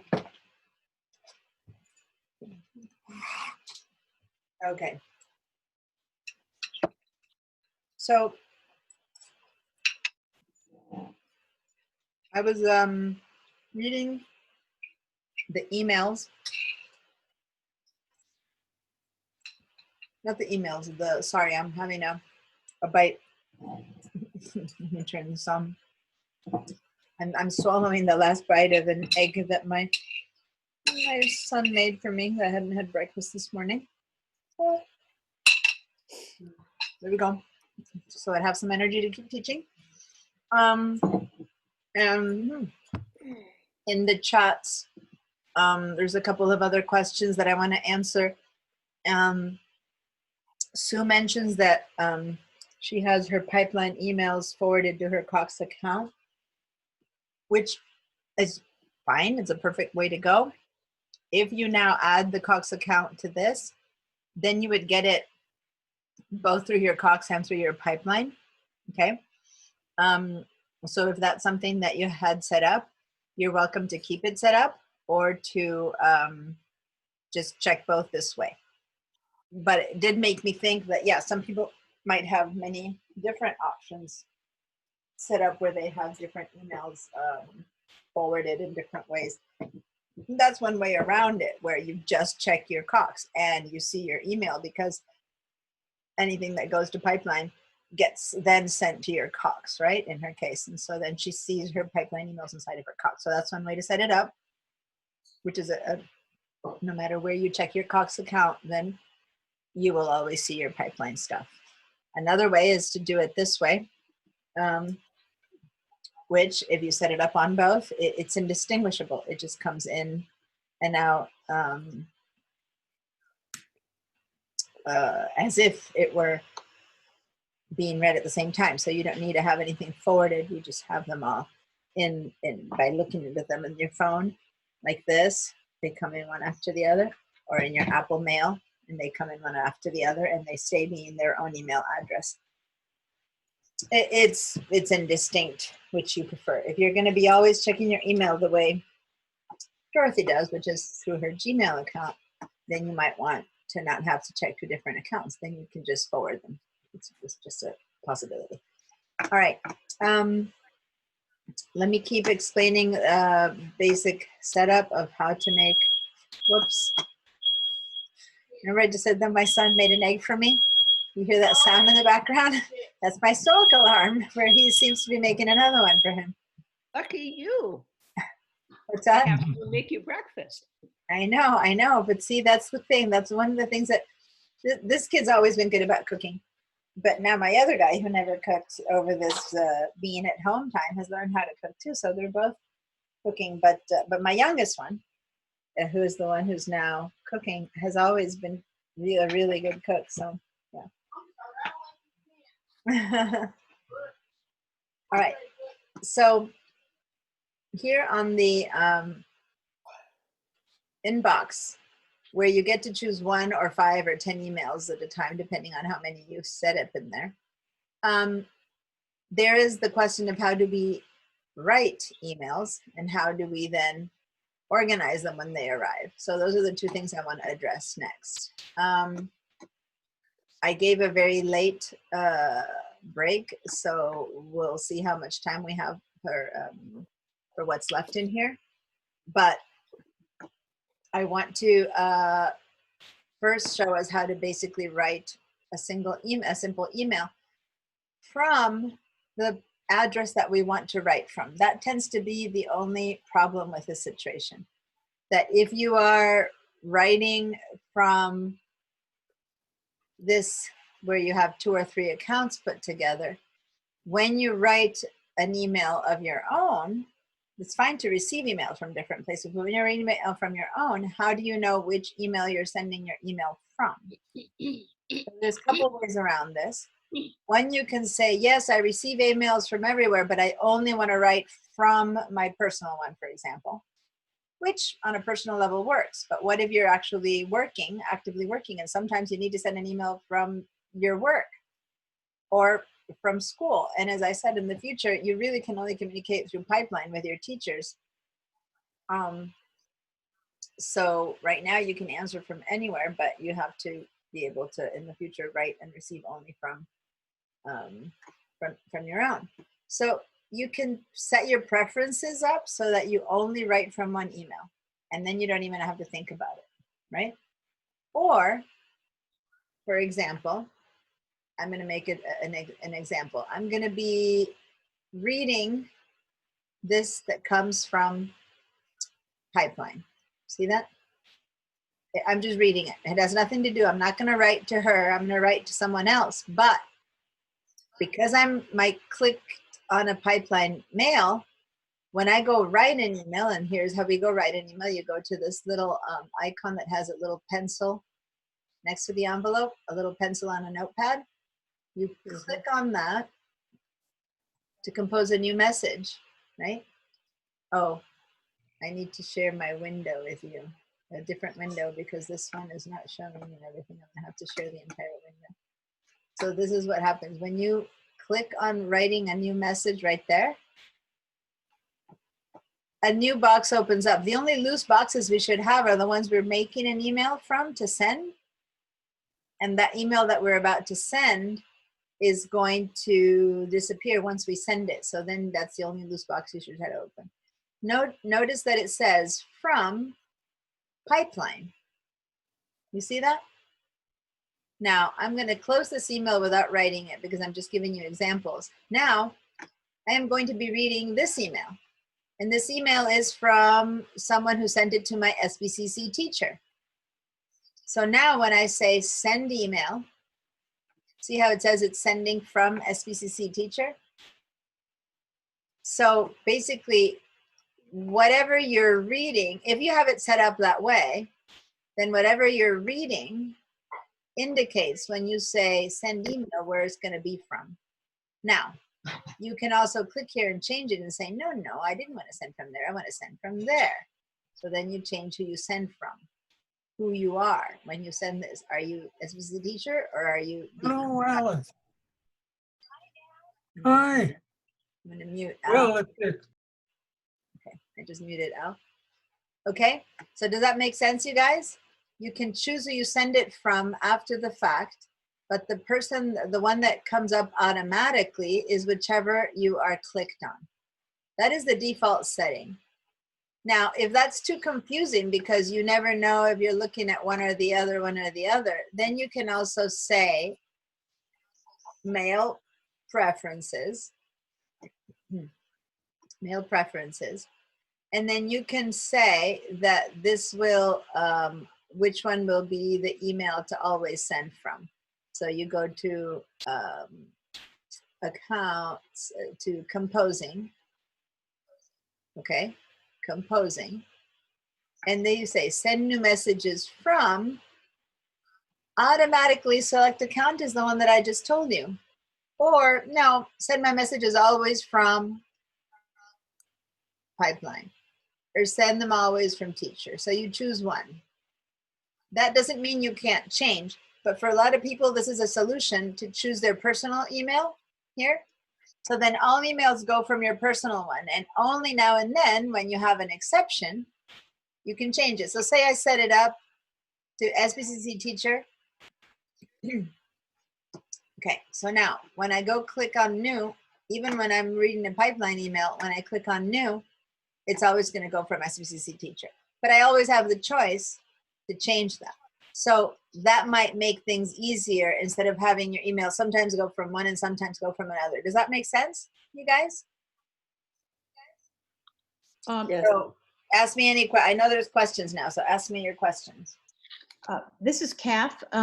Sometimes I have a couple of emails. I have an me.com and my primary is AOL. And if I try to send something from eme.com, AOL apparently doesn't want to let it through. Does that make sense?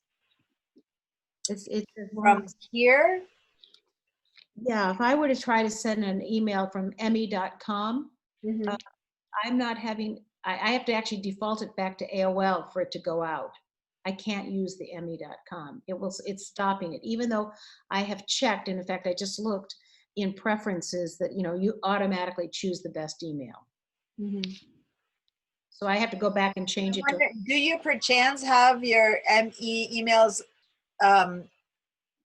forwarded to you through Cox? no, I don't have Cox. I don't have, Or no, whichever, sorry, through AOL? Like, do you have them forwarded it through AOL? Does your email have to go through AOL? Does your ME email have to go through AOL? most likely. I don't know if I've set it up that way. That's highly likely. So if that's what's happening, then you basically have only one email that's functional, which is your AOL. Right. And you receive and read things that come into your ME, but you're only able to send through AOL. That's because you forwarded it, kind of like someone else said, but you forwarded that in AOL. You have to go to AOL. Okay. And no, you have to go to ME and stop forwarding your email to AOL.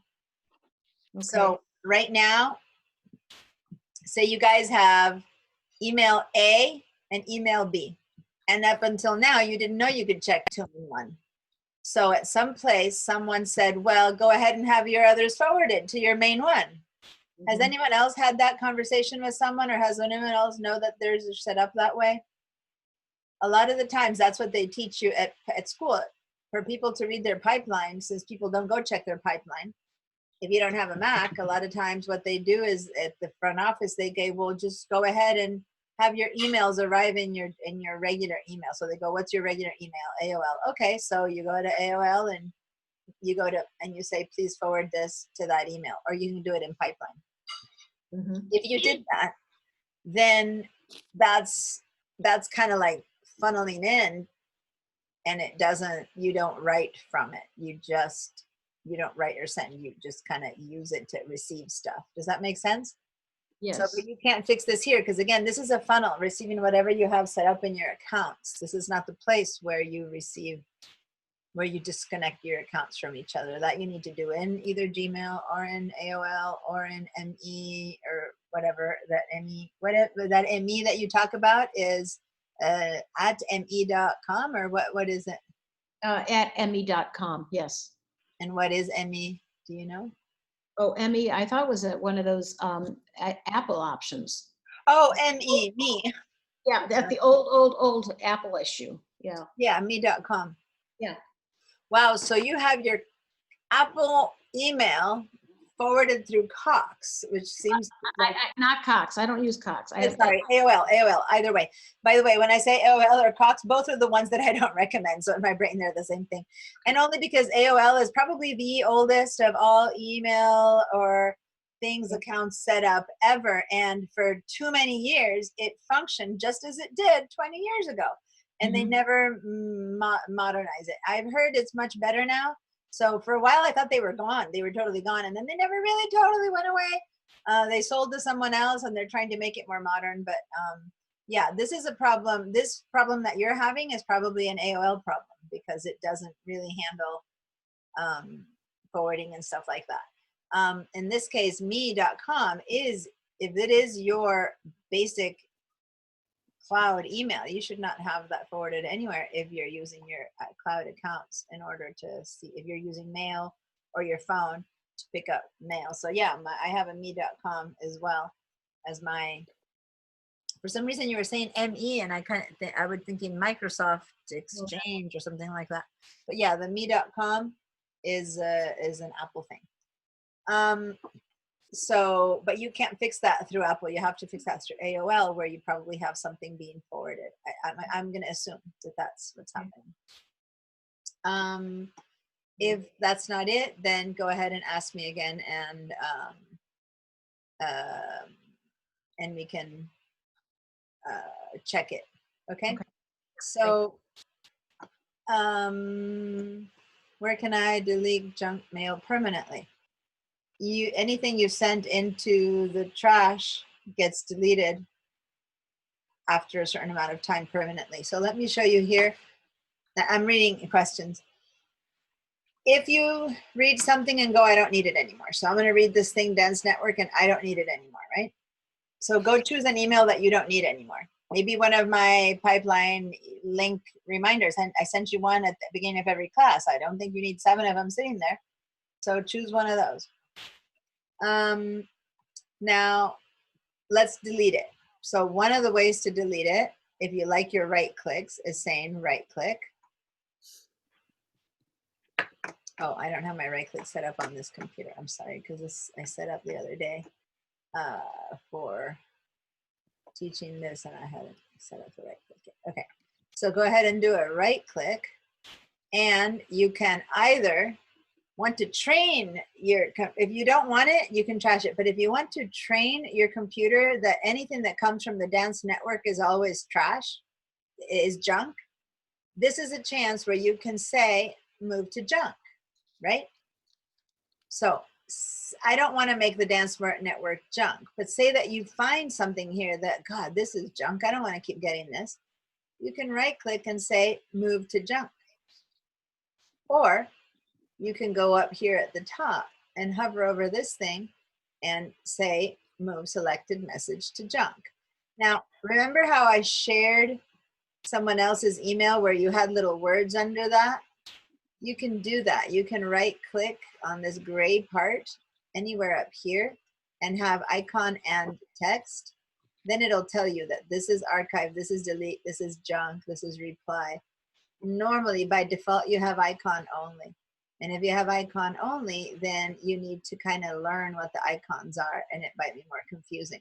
So the way to make that easier to understand would be to right click and say icon and text.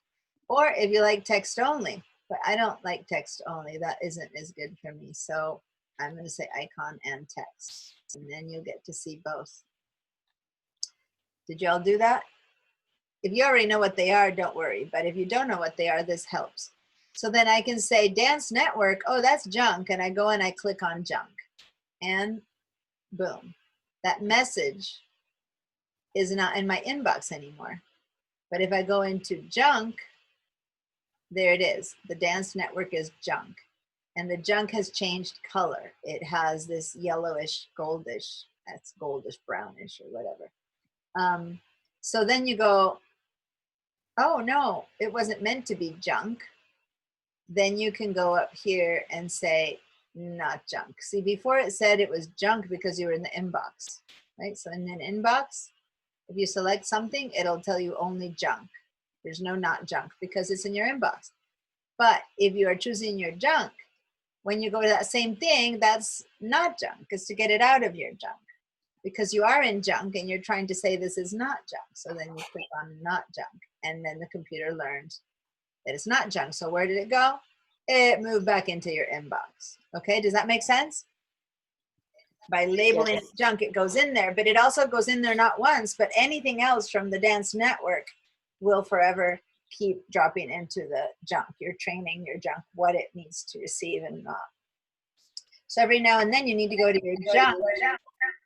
You need to go into your junk every now and then. Oof. Pat, you have the sound on. I'm going to mute one of you. I'm sorry. I'm assuming it's Pat. There you go. I've muted one of you. Okay, so that's how you would handle junk. And you might discover, hey, this isn't junk. And so you read a few and you go, oh, well, I do want faculty vacancies or whatever, graphic arts today. Well, that's not junk. If you think it's not junk, mark it not junk. And then that will begin to not come in here. Okay. So now, all of these guys that have the arrow next to them will open up to your different accounts. If you have only one account set up, you don't have an arrow. You only have junk because it only is from one account. And was that you, Marcia, who said I don't have that arrow next to you? Yes. Oh, you don't have a check mark next to the mailbox. That's different. Is that arrow you're talking about? No, at the very top where next to get mail under the red, yellow, and green, I didn't have that check mark for, I can't even read what it says. Oh, new messages. I don't have that check mark. Oh, I see it. I'm sorry. It's way over on the other side on my screen. I got it. Yep. Okay. That's to make a new message. It's not a check mark. It looks like a check mark. I see what you mean. Oh, It's okay. a box with a little pencil sticking into it. It's kind Yeah.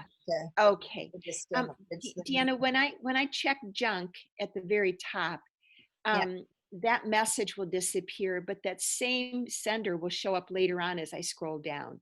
okay.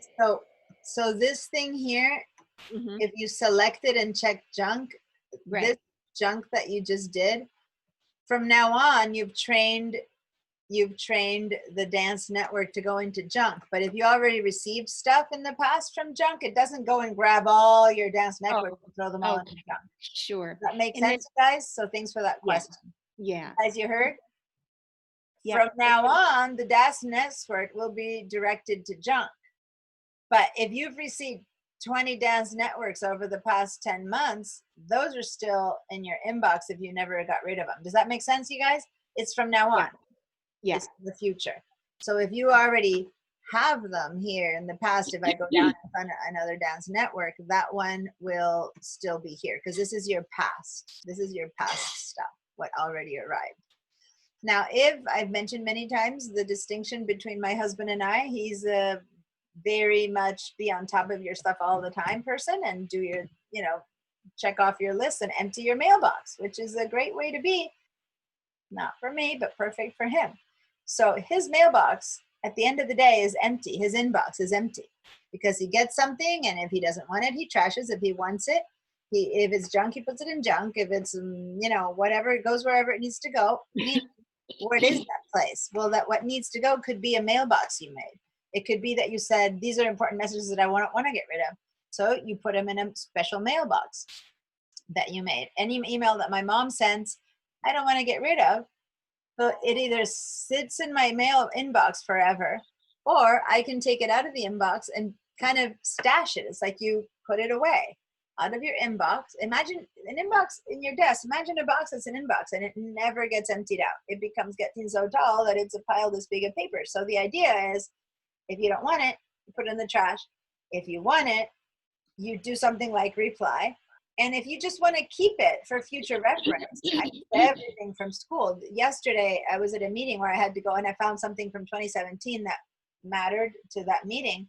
Well, I have it there. I have everything archived either in a general archive or in a specific mailbox. So a general archive would mean anything that you just want out of your inbox, but you just want to keep, and it's all mixed up. Or you can make an inbox that says things from my boss, things from my daughter, things from that person. And then you drag things into there. Does that make sense? Now, Heidi, I did get your question that you asked about emailing all to the same person, so we'll get to that. But right now I'm still trying to figure out how to organize things. So say that this is something I want to keep forever, from something for Cornelia. I think this is an important one, and I want it. It's so important that whatever she's saying is something I want to keep forever. Now I'm talking.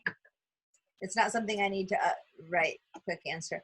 So I can have here a box with her name, or here a box with anything from City College, which I do have. See how I have a from City College here? And in fact, I have a couple of different things. So when you guys ask me to take me off your list or student mail or stuff like that, I have different boxes where I can put stuff in. This is a sample account, so it doesn't have everything set up. So I can say that I want this one here, and see, this is from 2016, right? These are just sample setups that I have here. I can go ahead and keep it. I never got rid of it. It's from 2016, but it's not in my inbox anymore, okay? So I could go ahead and say, well, this I want to keep forever. So I can just drag it and put it in class files, for example. So when I go here to class files, there it is. I've kept it. This is like, I'm done. I have no reason to dump this anymore. I go back into inbox and pipeline, and it's gone from here. It's not in my inbox anymore. That's how you empty out your inbox. Now, you would have to do that by hand though. These mailboxes are by hand. You need to drag it and put it in there. This one, if it's important, you put it under important. If this one is, you know, a class email, you put it under. So see how I'm actually dragging it into student email. So you need to set up mailboxes to organize things like that. That's one type of mailbox. And the other type of mailbox, and I'm going to have you guys do that, but I'm explaining them first. The other type of mailbox is the smart mailbox, where, as I demonstrated before, you set it up that anytime something comes from some particular person, it goes in there as a filter, but it doesn't come out of the inbox stream.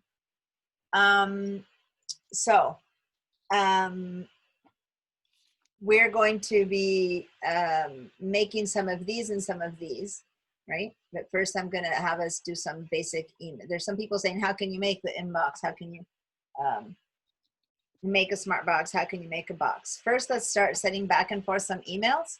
And we're going to do it just amongst our pipeline email addresses, okay? This is easy to do at home, at school, where all of us sitting next to each other, and I say, we'll send it to the person next to you. But now there is no next to you in your boxes. Whoever's next to you depends on how you're seeing it is different. I can see me next to this person, but you might see yourself next to another person. So first I'm going to have everyone write to me, okay? So just to test this out, I want everyone to use their pipeline address to write to me. So this gets us a chance to practice. So first of all, let's head over to, go ahead and click on your inbox. That way you're neutral and you learn how to change who you write to or from. So go up to new message, click on new message. And up here, it says to, and if you start writing my name, just write Diana. Here, oh, let me, wait, one more thing, hold on. This something is important first. From here, from, you need to write from your pipeline account. So if for chance you're writing from your personal or something like that, make sure that you are writing from your pipeline account. Did you change that? Yep. All right. Now go up to 2 and then just write my name. Try if you just write my name, Diana, it's Diana, but Diana. Do you see a whole bunch of different possible Dianas that are showing up? That's whatever you have under this name under your contacts. Do you see one that says, whoops, it disappeared. And you might need to start writing my last name. Do you see one that says DE Musacchio Pipeline? Is something showing up for you there? I'm getting Deanna SBCC and then your last name, Emma Cruz. That's not right. Mm-hmm. Huh. That's weird. So don't send yet because I have some other things I want to add to that. Some of you already sent. See how already I got something from Kathleen, but hold on, don't send it yet because I want to show a couple of other things here. Does anyone else other than Mark, did someone not find my pipeline email address? Now there's 2 reasons you found it. I didn't. One reason you found it is because I've already written to you, right? And so the computer goes, oh yeah, you received something from this person. But another reason you found it is because, and let me harken back to the fact that when we went to internet accounts, under pipeline, I asked you to turn on the contacts.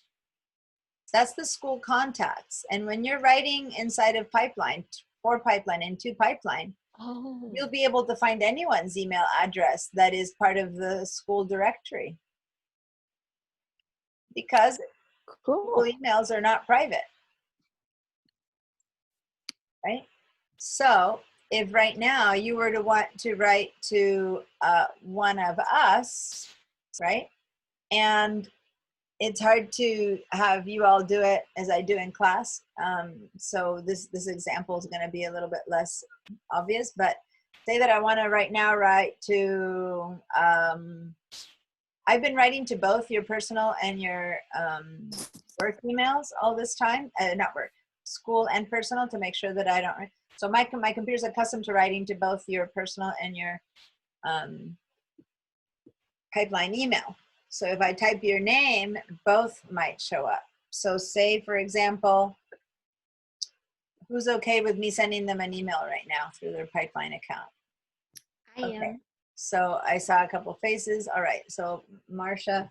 So I'm going to write the word Marcia, and I get 2 possible emails popping up for her.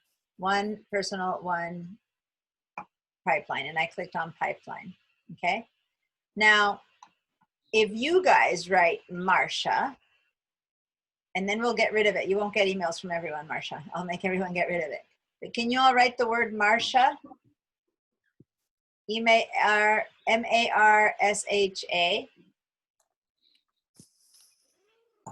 Marcia. Are you seeing, and you might not, perchance seeing anything that says Marcia Pruden pipeline? Yep. Other people, I mean now. Does anyone else find it? No. No, Marcia Allen, Allison, no. So if you need to type a bit more. You can write Marcia space Pruden, P-R-U.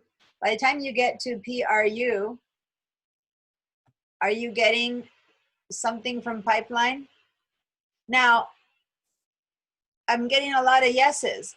Did you even know her No. before? Have you ever written to her? Oh, yes. No. I found it now. And that's because you all connected the school directory. Okay?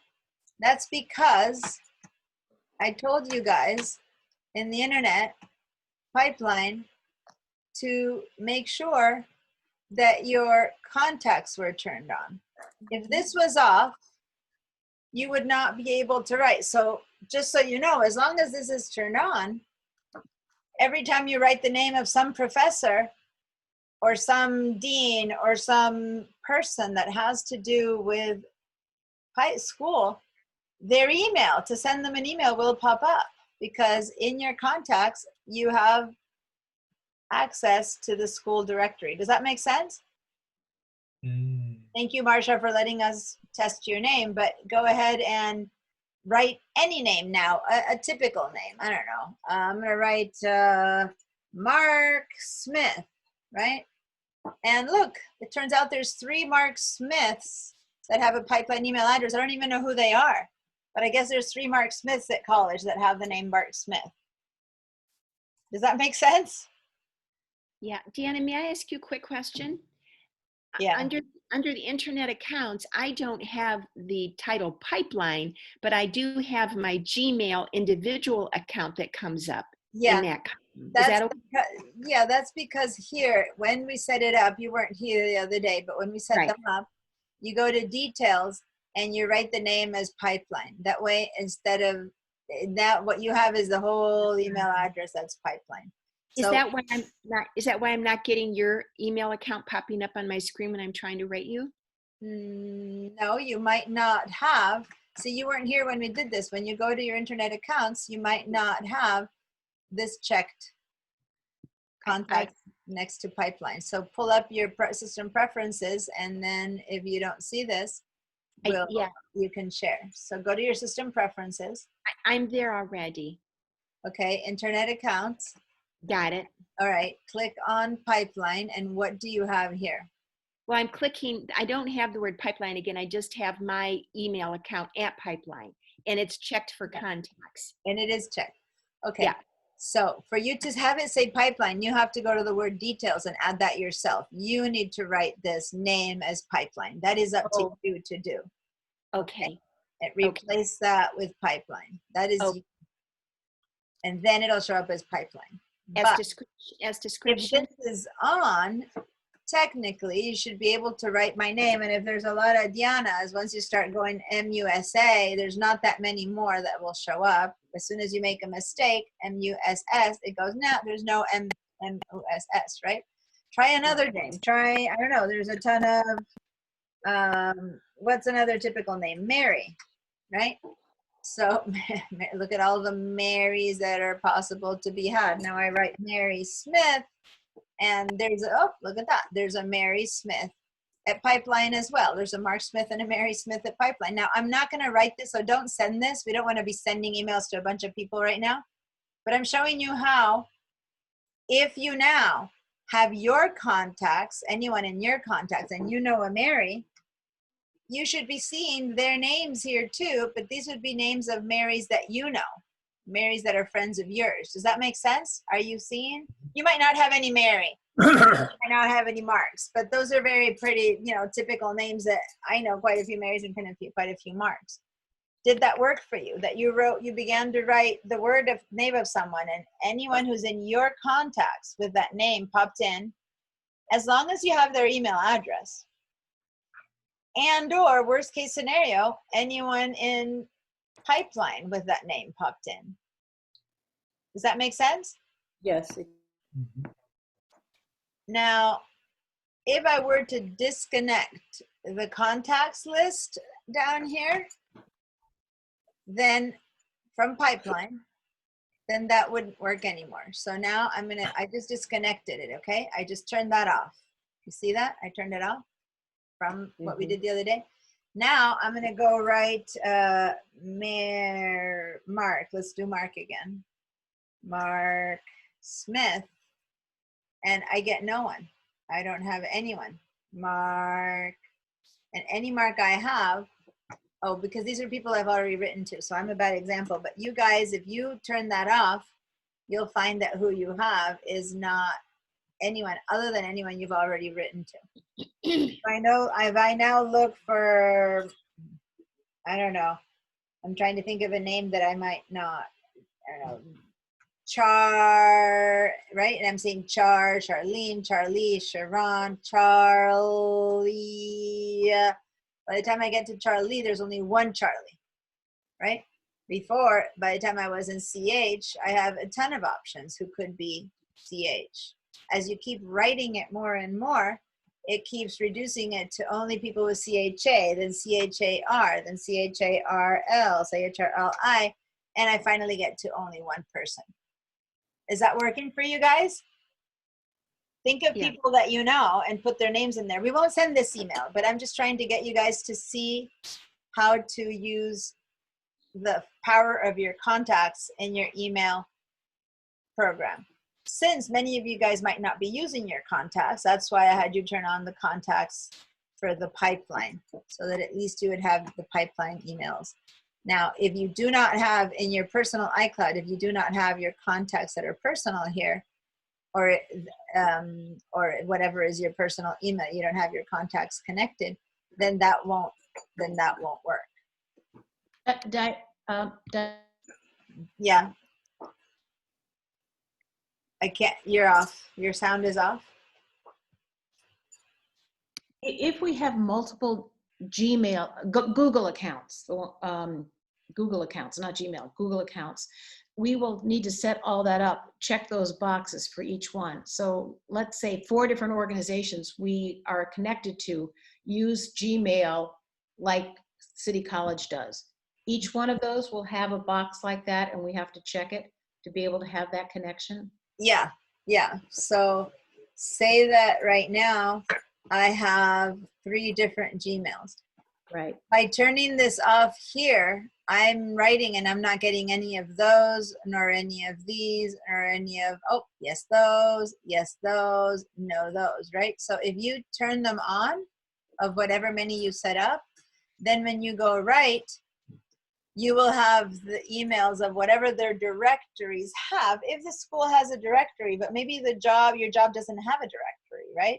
So then it wouldn't. But if the school has a directory like school does, which is why I'm telling you, email addresses, school email addresses are not private, which is why I'm not concerned about having us do this example, because anyone in the world who works or is a student at school, at FCCC, can find your email. I don't even know this Mark Smith and nor this Mary Smith, and yet I was able to find their Pipeline email address because they're part of the school directory. Does that make sense? Yes, thank you. You are too. You're a student, they're a student, so that's how it works. Okay? So now, the thing is that we've put by now the only other way to receive to have an email come up easily is if you've already written to that person. So if you've already written to that person, which is why when I'm writing to you guys here's names, I'm trying to stop doing that example, because since I've been writing to your personal addresses for this set of classes, both your pipeline and your personal is popping up, and I don't want to keep showing that, and that's why I went to Mark Smith and Mary Smith, right? But now, I put a bunch of names up here. Now, if I don't want to send to these people, with your cursor in there, okay, meaning here, the cursor is in here, so you click in there again, and now you can hit your delete key. Okay, so I'm gonna hit the delete key, and that's gonna go away, and that's gonna go away, and that's gonna go away. I don't want you guys writing to anyone other than to me right now. So go ahead and get rid of everyone else and leave only me. All right. Now, the other thing I'm going to do is I'm going to have us notice that when you write to more than one person, you shouldn't be putting it here under 2 anyway. You should be using either CC or BCC. And then you go, BCC, where's BCC? Are you finding BCC anywhere here? CC is the equivalent to carbon copy. So if I put someone here, everyone will have a copy of it. Everyone will know who got sent. But the one that you should be using is actually BCC, which is blind carbon copy, because then you don't tell everyone else's emails, but you need to turn it on. Up here, next to the little paper airplane, you got to click on that and say BCC address field. There you go. Now the important one turned on. Okay. So did that work? Where did I find the BCC? Up here, next to the little green dots and the airplane, there's Yeah. this little icon. Click on that and write BCC. Now it's there forever. Now if I start a new email, every time I start a new email, it'll be there. See, so you don't need to keep putting it on. Once you put it on, once it's there, but you need to turn it on that first time. And now, ideally, who you write to, when you write to more than one person, you will write them here in the BCC. Dot is saying that you get a weird tone towards the end of the class. Okay, it is almost the end of the class, so hang on, and after class, we can talk about it, because it looks like it's a personal issue with you. Now, I did get an email from Dorothy, who was mentioning how she has trouble with Apple, and that's why one of the reasons she uses Gmail. So I'm saying that she says she's having trouble because she gets pop-ups requesting password. Remember how it worked? With Al, that he had to put in the password. It isn't recognizing my password to Google, and there is no way to reset the password. So I assure you, 100% assure you, that something and somehow in the way you're writing in your password is wrong, or you've updated your password in Google and you don't know it, and that's why what you're writing in isn't working. I've gone through this with hundreds of people, and it always ends up being that way. So I highly doubt that it's because Apple isn't recognizing Google, because it isn't about that. It's nothing about that. You saw how when we clicked on that little thingy, it took us to Google to sign in. It doesn't sign in through Apple, right? So if you wait a little bit after class too, I can try to help you with that. But if that's the problem, then that is a Google and you having the password to that account's issue. It is not something regarding Apple, because this isn't manage your passwords. Google manages your Google passwords. That's why when you have to install your pipeline account, it sent you to Google to put in your password, because Google knows your password. Apple doesn't know your password to the Google account. Does that make sense? Anyway, so if you can hang out a little bit more, that's good. Now, if you send something to one person, that's fine. You can send it up here. But if you're going to send to more than one person, and you put it under there or under CC, then everyone knows that person's email now. Everyone. Have you ever received those emails where there's a bunch of people and you know now everyone's email? And guess what? It should be private information. You should want to be able to give your email to someone. They shouldn't just pick it up from a list that someone else wrote. Unfortunately, people don't note that, and they write in the to or in the CC a whole bunch of people when they send an invitation.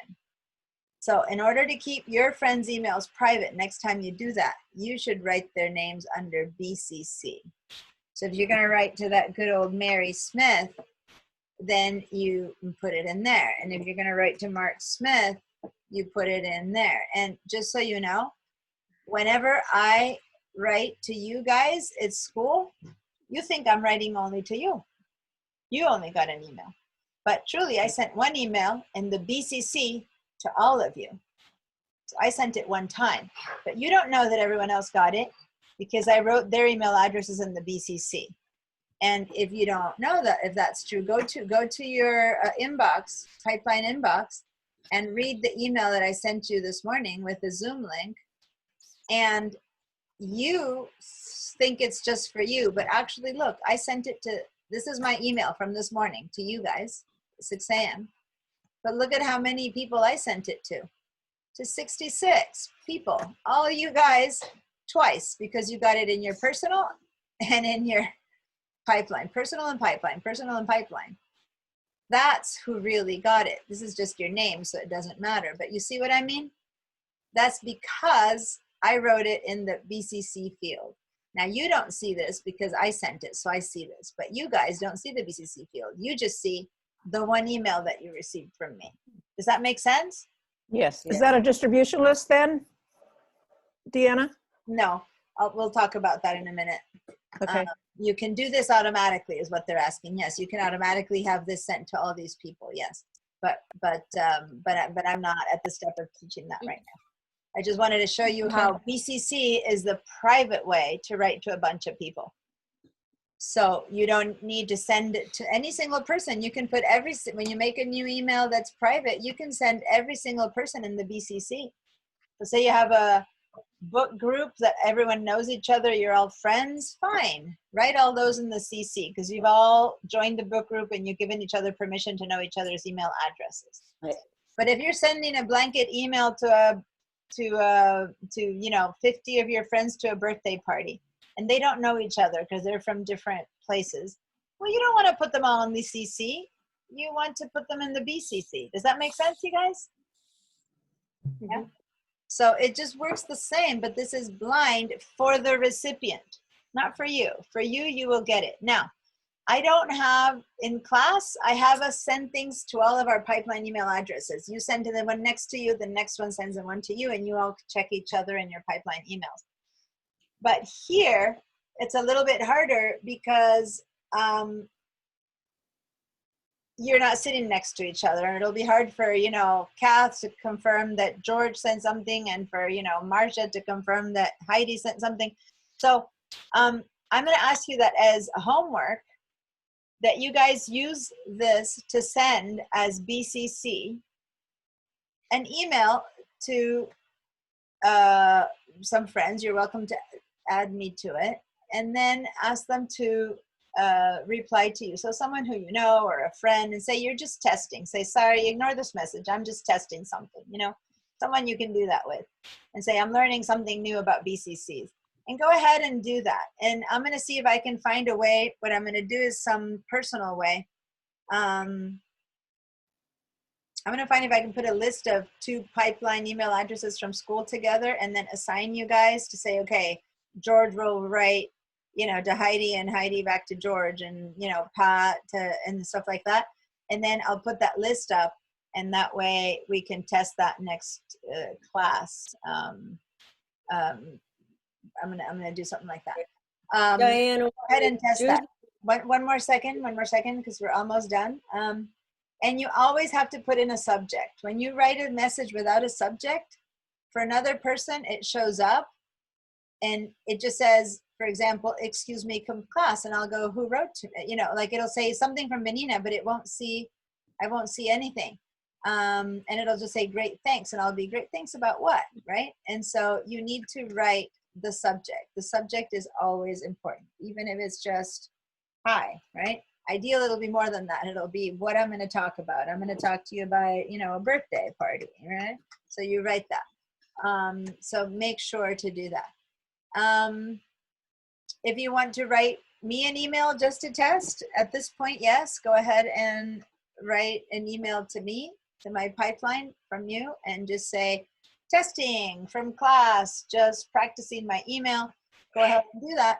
And then you're welcome to BCC a friend, someone you know that you feel comfortable BCCing with, and telling, hey, this is just a class test.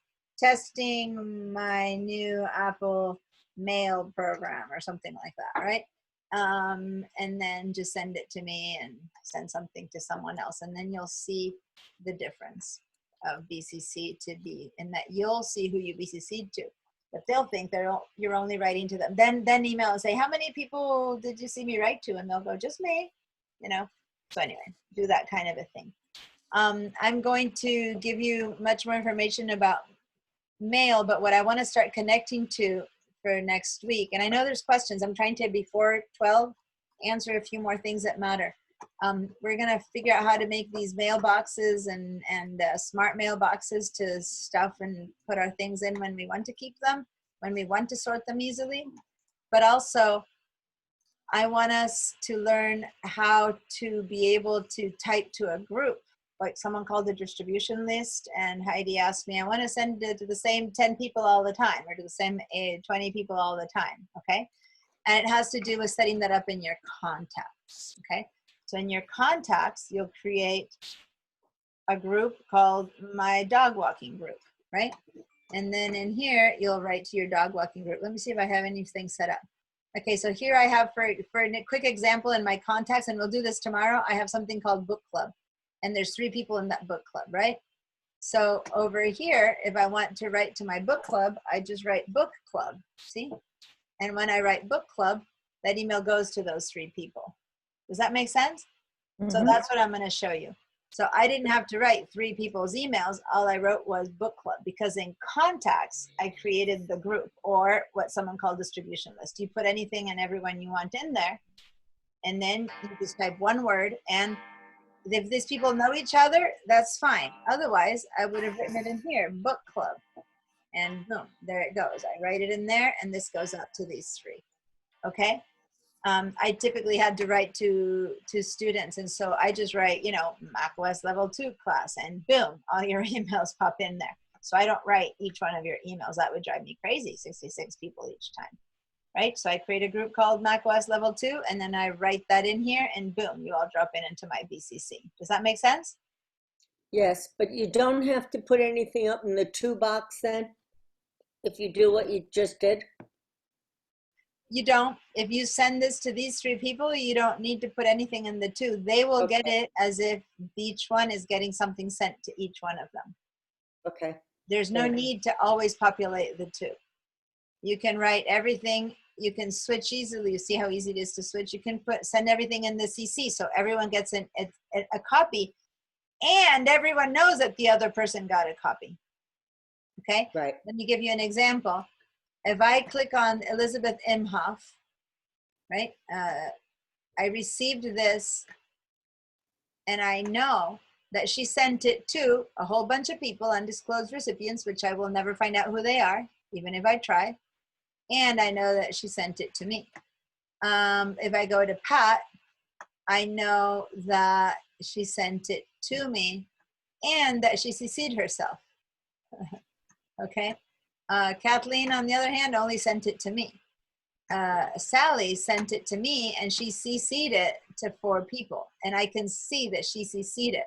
But when it's BCC'd, back to this one, I know she sent it to a bunch of other people. That's it, but I'll never know to whom. Does that make sense? Versus Sally, I do know, and it's a group that all of us receive stuff from each other, and I do know that it went to these 2 and 2 more. So I click in there, I have all the people who got it. Okay? All right. Yeah, you tried to send a note to Pat. Her email doesn't show up in your PayPal email address. So the question would be whether your last name as Wotruba is showing up. So you should be, if you type it correctly, it should. She's PA Wotruba. So you guys have to.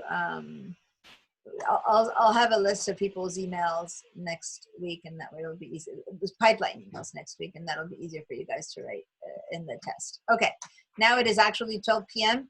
If there's people who have other questions, hang out. And the rest of you, if you're done and you don't want to listen to responses and you're hungry and all of that, then this is officially the goodbye for the weekend, and have a good time. Collect your questions, test this out, try, do stuff, and we'll work on organizing our emails and connecting it with contacts and with calendar next week, okay? So like if I get an invitation or an email, let me just show you really quickly. Say that I have an invitation, here's an invitation for a meeting with Dr. Goswami, our president, right? Our school president. So they're sending me an invitation to meet, and so I can set this up. I'm gonna show you somewhere, but I can set this up as an invitation. So here I'm getting something that says connect to our class Thursdays at 3 a.m. This is the email that you all got, right? So if this email that you received, if you were to want to put this in your calendar, then over here when I hover on Tuesdays and Thursdays at 9 a.m., see where this little thing turns up at 9 a.m.? I can click on that and I can turn this into an appointment. And when I say add to my calendar, next thing I know, if I go to my calendar, I don't think this one's set up, and I go into my calendar, and I don't have it set up yet, but when I do, I will see an appointment made for Tuesdays and Thursdays at 9 a.m., and this link will be there. And then each morning, I can just open my calendar, click on the link to come to today's class. So if I show you my calendar, I have a meeting that I'm going to attend right now after class is over. I just go to my calendar because I set it from my email in my calendar automatically like this, and I just go to my calendar and go, okay, today at 1 p.m. click on my calendar, there's the Zoom, there's the invitation I got in my email, and it's already set up in my calendar, and all I click is on that, and boom, I'm inside that next meeting, right? So it's pretty cool, the fact that contacts, mail, and calendar are all interconnected so closely, because then anything you write or receive, or anyone who writes to you, you can easily put in your contacts. So that's what we're going to be doing next week, okay? Together with organizing your emails. So test out some things and have questions for me. All right. I have a Deanna? question for you, Diana. Yeah. How do you Yeah. put a Golden Gate Bridge behind you when your image is Oh on the yeah, screen? you were asking that. That's true. So in your Zoom, Yeah. if you click on the little icon for Zoom that's on your dock right now, Yeah. does something pop up? Let's see. Yeah, something pops up. It says like home, chat, meetings, contacts, that one. Is that what popped up? It says Zoom, how can we help? I operate best when asked short, direct questions. Oh, okay. So what you're getting instead is a support, which is not. So I need you. Then to there's get to another your- one, settings, English language. I need to get to your set. I need you to get to your settings. I'm in settings. Okay. English. If you're in your settings, Yeah. then go down to 1, 2, 3, 4, 5. The last, one in the middle says virtual background. Okay. I'll have to find that because I don't see it on my settings, but that's all right. I'll ask them. Yeah, you need to basically find something called virtual background. And if your Okay. computer is able, depending on your graphic card of your computer and Yeah. speed and a bunch of stuff, then you'll see 5 or 6 little drawings that you can put in there. So, Okay. for example, on the computer that I run Zoom on, I can't do it. It's too slow, too old. But on the one that I Okay. do my demos, there's 5 different backgrounds I can choose. Golden Gate and ocean and beach and stuff like that. So it Okay. depends on the capacity of your computer and your monitor, whether you can Okay. set up virtual backgrounds. Okay, thanks. You're welcome. Diana, Yes. do you have time to just screen share to find out why I'm getting this beeping sound when Yeah, you're, you said that. It's from your computer. Is it a constant beeping sound? it won't let me do anything, like when you told him to go to the Zoom thing and right click and see, I can't click on anything. Oh, it's not a beeping sound. It's like a ding, ding, like that happens when you click on something. And Yeah, I can't do it like okay. mail. I couldn't Yeah, even. yeah. click So mail. one option, when you get that content movement, is something pressing on your keyboard. Do you have a notebook, a pad, something constantly pressing on some part of your keyboard? No. All right. Is it Let me happening? try it again here. Are you screen sharing now? No, I'm not. Let me see. When it's not, yeah, I'm still hearing that. Yeah, I hear it right now. I hear a little dee, dee, dee, dee, dee, dee, dee. Yeah. You don't have anything on your keyboard is pressed down. None of your keys are depressed because maybe there's a crumb behind them or something. Because that's the note keyboards make when a key is stuck. Like right now, if I were to put something on one of my keys, you hear that? And when that one, you hear what I'm doing? Yeah. That's because I'm pressing repeatedly on two keys I just put a notepad on it and press down. That's what that sounds like to me. But if that's not happening, that's why I'm going, is there some possibility that one of your keyboards is stuck in that position? Well, it's interesting. Once you stop screen sharing, I used to be able to get it. And then after the class, I mean, it's happened at several classes.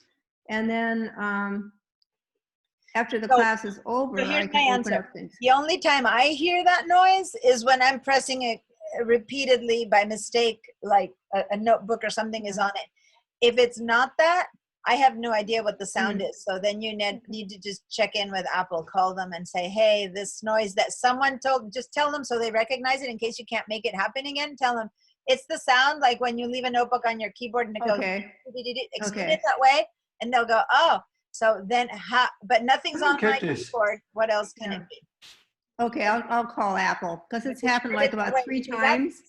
That's the sound. And maybe they have another, oh, well, that also happens when this happens that I don't know. I've only heard it in that The interesting part is after I leave the meeting, then I can do it and that nothing's wrong. So I'll call Apple. So then plan B, if it only happens when you're in Zoom, then plan B is to enter the Zoom chat and say, listen, I use my computer all the time and the only time I hear this noise is when I'm on Zoom. And then maybe they have a reference to, oh, well, and I'm tell them you're on a Mac. Yeah. And that it only happens when you're there. So then they might have a reference. Okay. I'll call Apple. Thank you. All right. Sorry about not having a better answer. Heidi, yes. I just have a quick question about the archives. And because it turns out I have like 896 emails in there. And then my inbox only has 664. Are they duplicates? No. Stop. The fact that it says 896 on the inbox, is it unread or is it 896? Like, are you sure? Yeah, at the top it says, I have 6 unread and 896. And then the test that I just sent you, I checked it and it went both to my inbox because I CC'd myself, and it went to archives. So I'm wondering if archives or all mail are 2 different things. The pipeline calls it archive. So go ahead and share your screen and let me distinguish for you. Okay.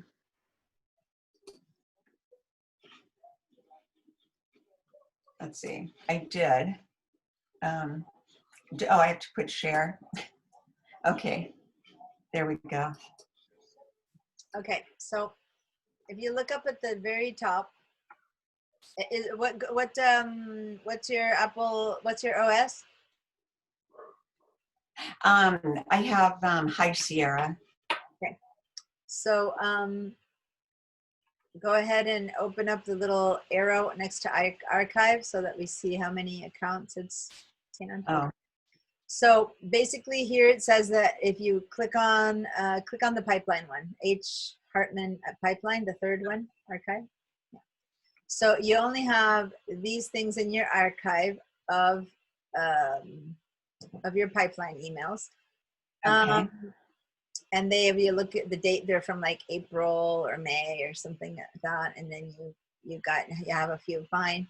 These that are in the archive are not in your inbox anymore, technically. Let's Okay. see if your handouts, recording links for iLife from 7-1 is in your inbox. Click on there. And let's scroll down to 7-1. Oh. And yes, okay. it is. There it is. You have it in there too. So same with, I don't want to have you go into your personal ones, but same thing for those. That automatically go ahead and, I don't know, is there any one of these that you know you don't want anymore? Any of these handouts? You don't need links for mine. It's okay. I don't get offended if you don't need mine. It's totally fine. No, I can get rid of this one. And the thing is, even if you get rid of it, it goes into the trash and you can recover it. So Yeah. say that you are going to get rid of this one, right? Okay. Go ahead and delete it. Go up to so let's look at it. It's 5/18/20. Okay. Yes. 18th. Okay. So go ahead and delete it. And then go back to archives. Yeah, go into the archive email pipe. Go to just the pipeline one so we know. Now, if you look over here, it's gone as well. Anything that you have in your inbox that you still have in your inbox gets duplicated and repeated in your archive. But if you trash it from your inbox, it trashes from archive. See how that one is not there anymore from 5/18? Yes. Okay. Now, let's go back to your let's go to the good one. All right. Now this one, instead of deleting it, go to the one selected, Norma from 5/9. Go ahead and drag it into that thing that says important down there. Just grab it and see how it says Gmail important. Drag it in there. It's gone from the inbox. Oh, yeah. But you can retrieve it from important. Okay. Okay. Now, on the other hand, go back to the pipeline. That's still there. See how it's still there? Look, Norma Egley 5/9. Oh, yeah. So unless you trash it, archive, which in mine is called All Mail in Mojave, saves everything unless you trash it in an unorganized fashion. So you decided to grab that one from your inbox and put it under important, right? So it's your organization. But archive still archives it. It doesn't care where you put it. Okay. And so it's not taking up all this extra space. That's what I was worried about. It's the same one with different pointers, like your photos. Yes. It shows up it's the one. It's kind of like the place where everything is always. It could be in your inbox. It could be under important. It could be under classes. But no matter where it is, the archive is where it all ends up being once you move it away from inbox from whatever. The only time it disappears is if you actually trashed it. Okay, good. All right. Then Now you don't want to keep it in your archive either. And that's why your archive is going to be full of everything that you don't trash. Okay. Now I But really. but it is the one copy. It's not like you have it there 3 times. Okay. All right. Thank you so much. I'll stop sharing. Thank you. You're welcome. Okay. Can you just repeat what you, the archives is saving everything that you don't trash? Yep. Okay. Yep. And if a lot of people don't organize their stuff well, but they don't want it in their inbox. So if you look at your inbox and your archive, they're many times identical. But if you do organize stuff, so say that I go over here to Environmental Defense Center and I put it somewhere else, like I say, again, I go throw it into important. It's not in my inbox anymore, but it'll still be in, I had it the other way around, sorry. I can organize from in here or from in there. So say I'm in my SBCC teacher over there. If I put this social media examiner today from 8 a.m. in important, right? It'll still be under SBCC teacher. It's just that I have so many in here in the archive. There it is at 8:01 a.m. Okay. So that one is the one that ends up being saved together with a bunch of others. Now, I don't check my SBCC teacher. This is like a place that I give for just teaching. So there's so many unread ones, right? And then on Pipeline, there's a bazillion of unread ones too, because for example, look at all the ones I just got from class. I would have to click on each one of these to read them, and I haven't yet. So these are counting as unread versus this one that I got earlier is counting as read. So it's not adding up. It's not being added up. At the moment I click on Dorothy, boom, now it's showing up that it's gone, that I've read it, okay? If I were to get rid of one of these, then by trashing it, then it would disappear from everywhere. But if I store it somewhere, then it stays in the archive. I need to talk more about this with the whole class. So if there was a problem with it, I'll explain it. But otherwise, to explain it more in depth, I want everyone to hear the explanation. Okay, so we'll talk more about it next week. All right, Hannah, did you have any questions? You always hang out just to learn more, or my Zoom meeting. I love it that you just want to hear more. That's perfect. As long as you're there, why not? Did you get my question about my meeting? I was proud of it, but I don't know two things. How, when you're watching it, people say you have 28 minutes left. Where do I get that on my screen? First of all, where you get your recording would depend on how you set it up, whether the recording went to your computer or to Zoom or to the cloud.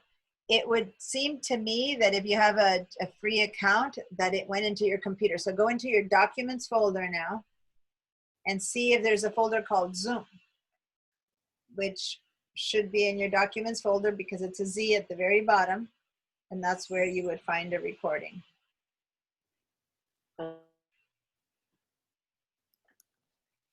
I always on my And if document. you're not sure, if you want to share your screen with me, I can help you. My documents. I always get confused on Congratulations, how by to- the way, on running a Zoom meeting. I did see your email. So woohoo! Oh, there's my documents. All right. Yeah. Go all the And then way it says down. You have a Zoom that got created by Zoom. You didn't make it. Open that folder. And then on the date of, you said yesterday? Yeah. You should see a Zoom meeting. If you open that date, you should have a recording there. It says playback or something. If you share your screen, I can tell you. If not, I'm just guessing and I need to go. So I prefer you to share so I can help you. Well, yeah, I'm up to that now.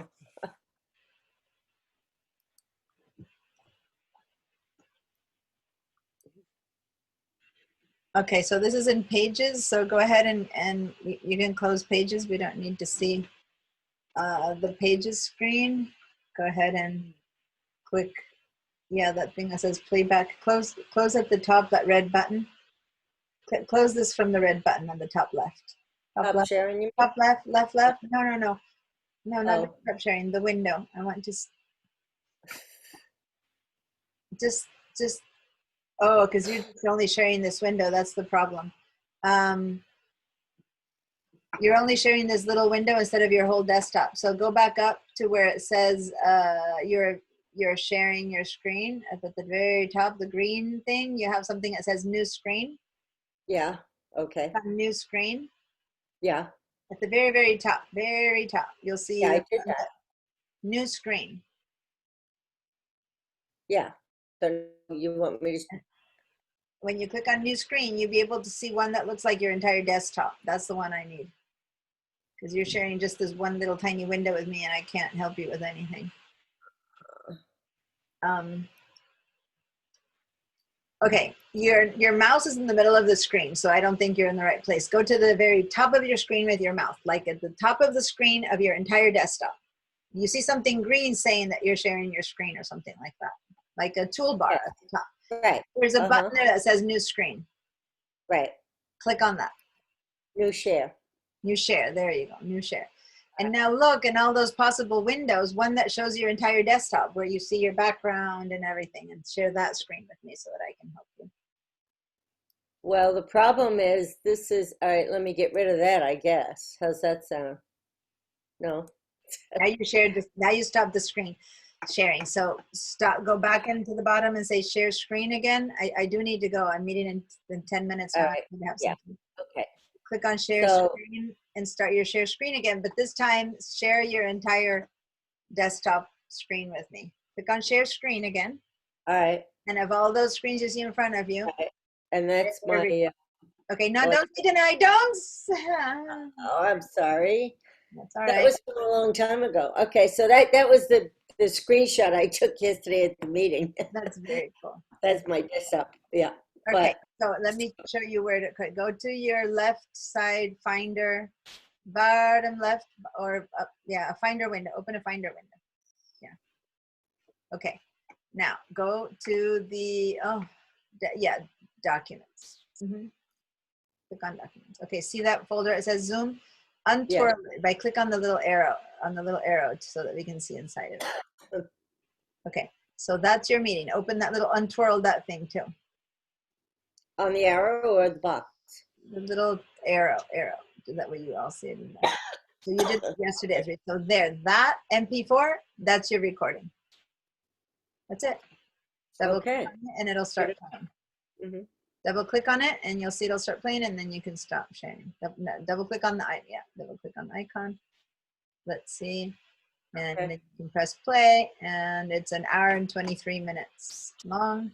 Yeah, I And just Put us on, I did it for practice. So all right. So now go up and then there you go. Find it. I did that with Peggy's meeting and say Because I what? wanted Stop to- screen? Yeah. I am recording this because I'm practicing. That's all right.